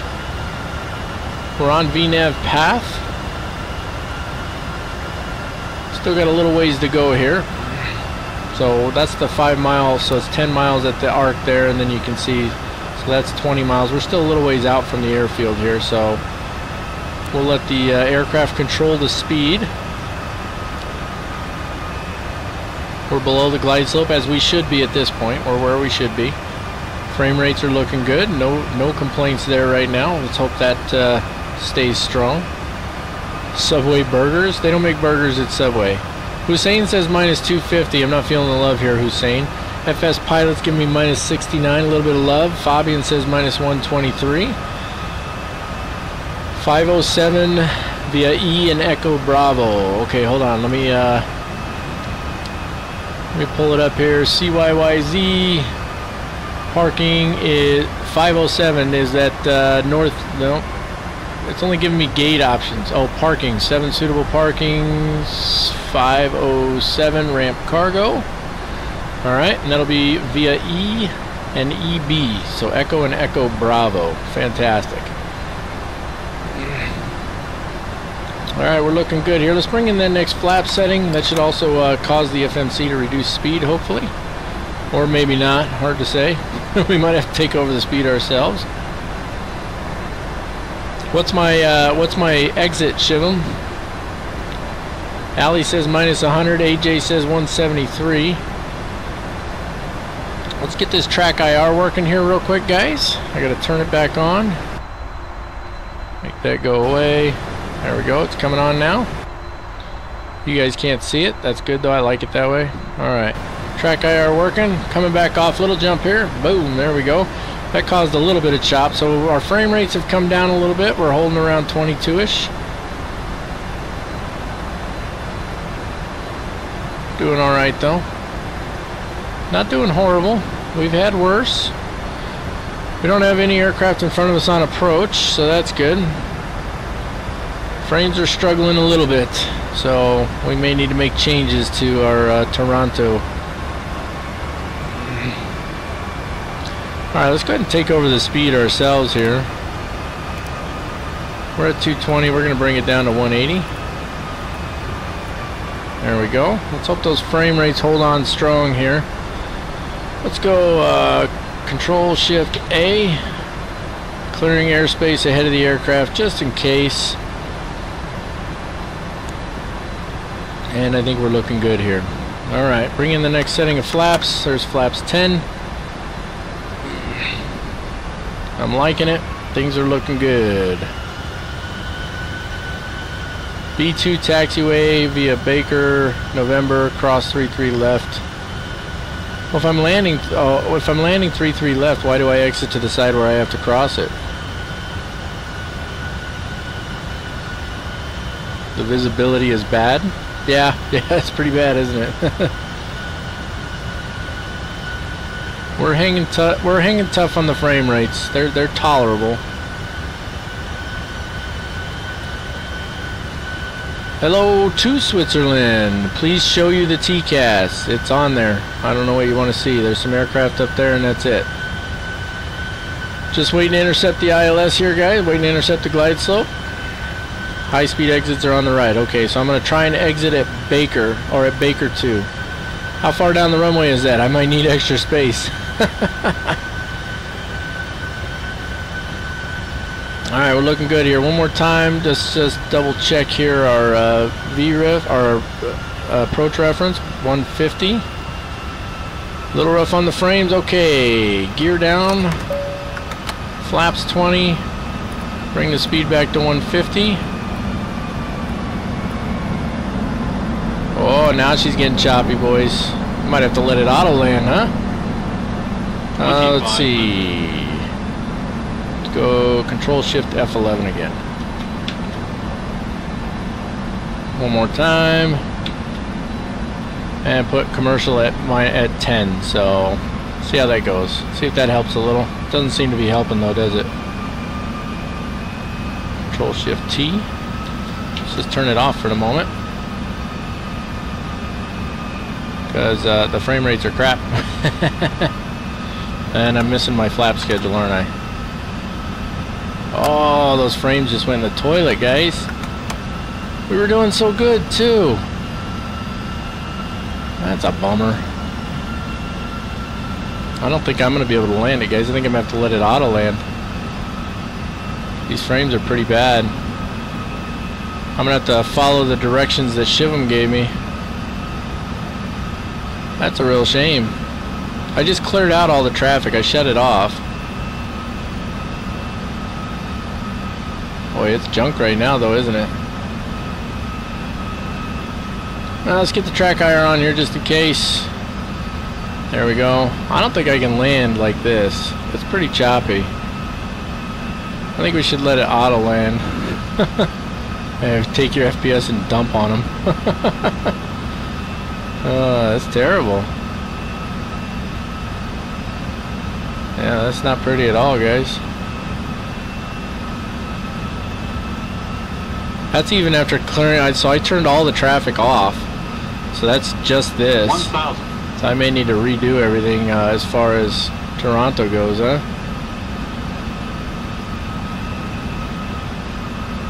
Approaching.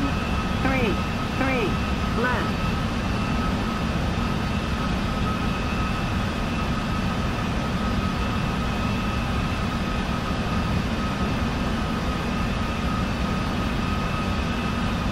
Well, she ain't looking pretty, guys. I'm gonna try. What do you think? I'm gonna try and land it. Nah, it's dropping to 10 frames a second. Forget it. Not happening. We'll just let her auto land, and then we'll have to figure out how to optimize 100. this airfield next time. 300. That's a shame, though. That's a real shame. I really prefer to land the aircraft. But yeah, that's too choppy. That's craziness. Oh well, it is what it is, guys. 100. 50. 40. 30. 20. 10. See what the landing rate is for the autopilot. Minus 158 feet per minute.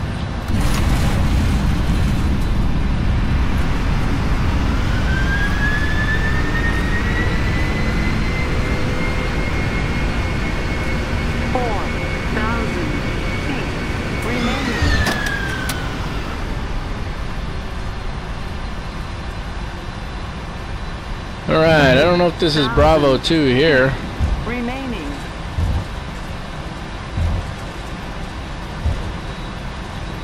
Oh jeez. That's terrible. Yeah, I know. It's supposed to be disconnected. Goodness gracious, guys. That's terrible, huh? I'm not sure where we exited here, it didn't say. Alright, so we know for sure that we need to optimize this thing big time. Let's get those landing lights off. Nope, come on. There we go. Start the APU.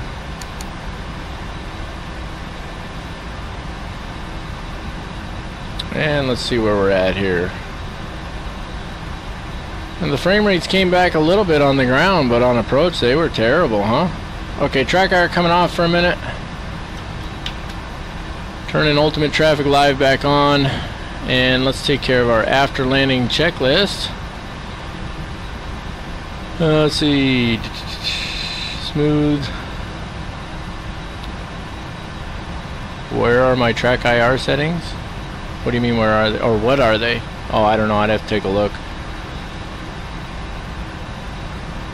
Yeah, you're killing me there, Shivam. I don't even know where I'm at, man. Okay, after landing, transponder needs to go to standby. That's this guy down here. That's also your TCAS. Taxiways, we'll note those in a second. Flaps need to come up. There we go. Spoilers down, they already are. Auto brakes are disarmed. Landing lights are off. Strobe lights need to come off. That one's this one here. There we go. Oh, an APU start has already been accomplished. So where are we? We're holding short. We're on Foxtrot at 5 and 23. Let me find my ground chart here. So we landed over here. Okay, we're right here. And you want me to go where again? I didn't log this flight today. Yeah, I know I'm in the front of it. Okay, right on 5 on runway 5, exit H3 onto Echo Bravo. Let me see where that's at on here. H3. And then there's Echo. Okay. Alright, I think I see where you want me to go. Track IR coming back on, obviously.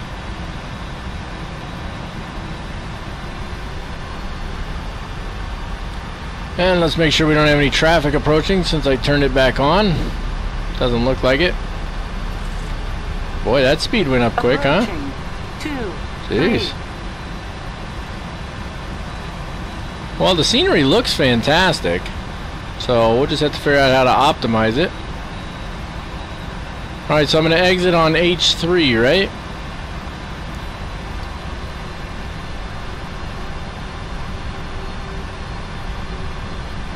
Okay, which one's H3? It's my first one, isn't it? My first high-speed exit here?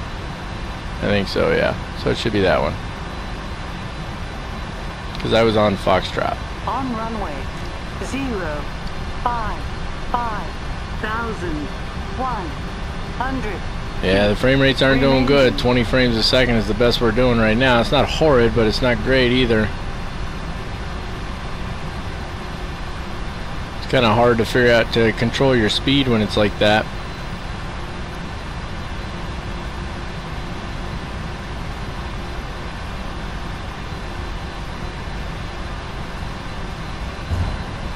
Alright, so I'm taking this one down to Echo, right?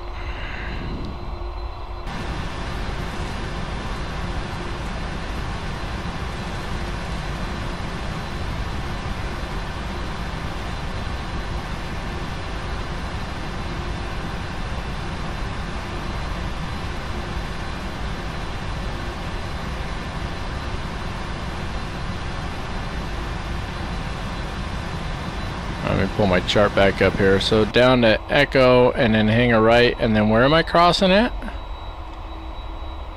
At Bravo what?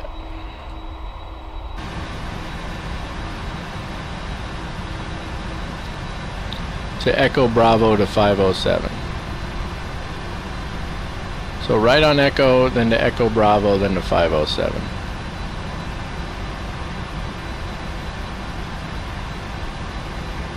I don't see Echo Bravo on my chart.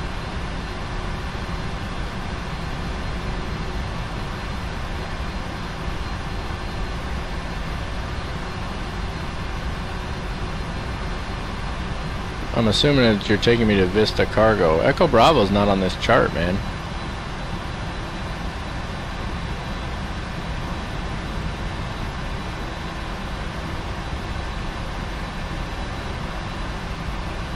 Alright, time for a follow me because I'm getting lost. I don't see Echo Bravo on this chart anywhere, man. I see there's Hotel 3, there's Echo. I see Hotel November Romeo Sierra Tango. I don't see Echo Bravo on this chart anywhere, so I don't know where you're talking about. So I'm gonna wait for the follow me now. Cargo West.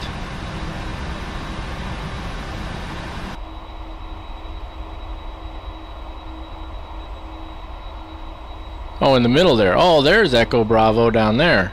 Ah, now I see it. Okay, so Echo down to Echo Bravo. Okay, I can find it now. There's the follow me, so he should be hanging a right here anyway. Okay, I know where you're talking about now. Sorry for the frame rates, guys. It was fantastic coming out of Miami. Didn't have any issues, but you need to move, dude. Yeah, I'll have to take a look at your other email there, Shivam, and follow those directions to get these frame rates squared away.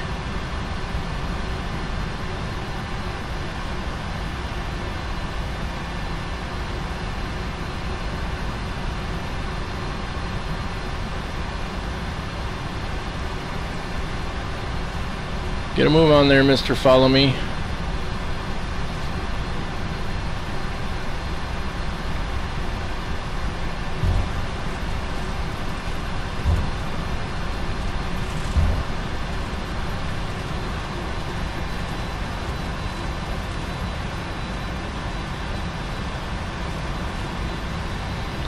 We got the APU up and running. That's good.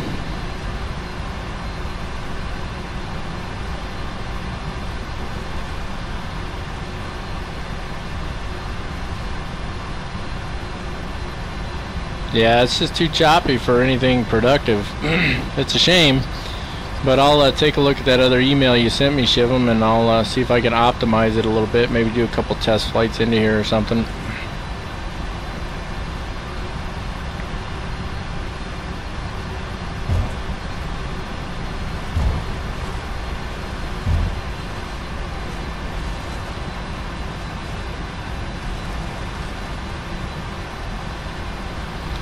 Alright, so we'll get her pulled in here and get her parked, and we'll be able to wrap this one up, guys.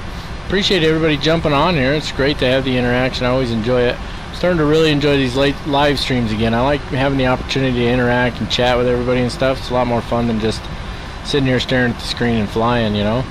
But I definitely want to get like this optimized because we definitely want cleaner frame rates, not just for our stream's sake, but for the sake of flying. I mean, you can't fly the aircraft when you can't, you know, when you got choppiness like this. It's hard to taxi, for crying out loud.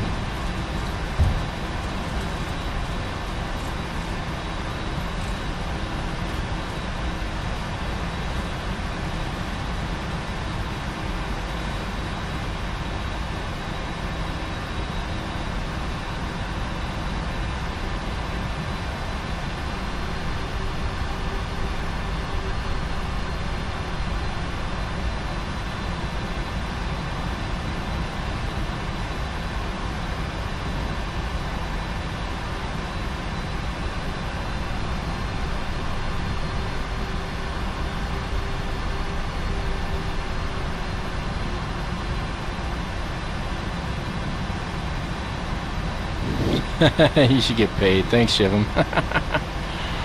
Oh, good times. Yeah, before I started the live stream, guys, I hopped over here. I loaded up the traffic and everything. I loaded up the weather and took a look, and the frame rates were just fine. But not so much once we flew in, huh? But it is what it is. I think we'll work on getting it squared away. And oh, there goes number 4 into reverse. See that? And I know that there's no cross control on it now. Alright, well, it is what it is. I guess there's no hope for that issue, apparently.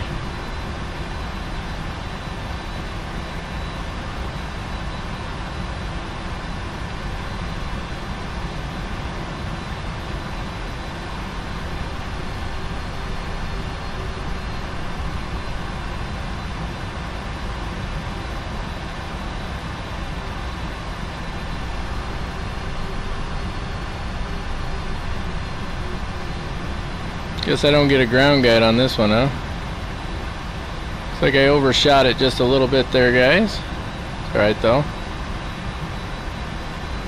See how close we can get it parked here.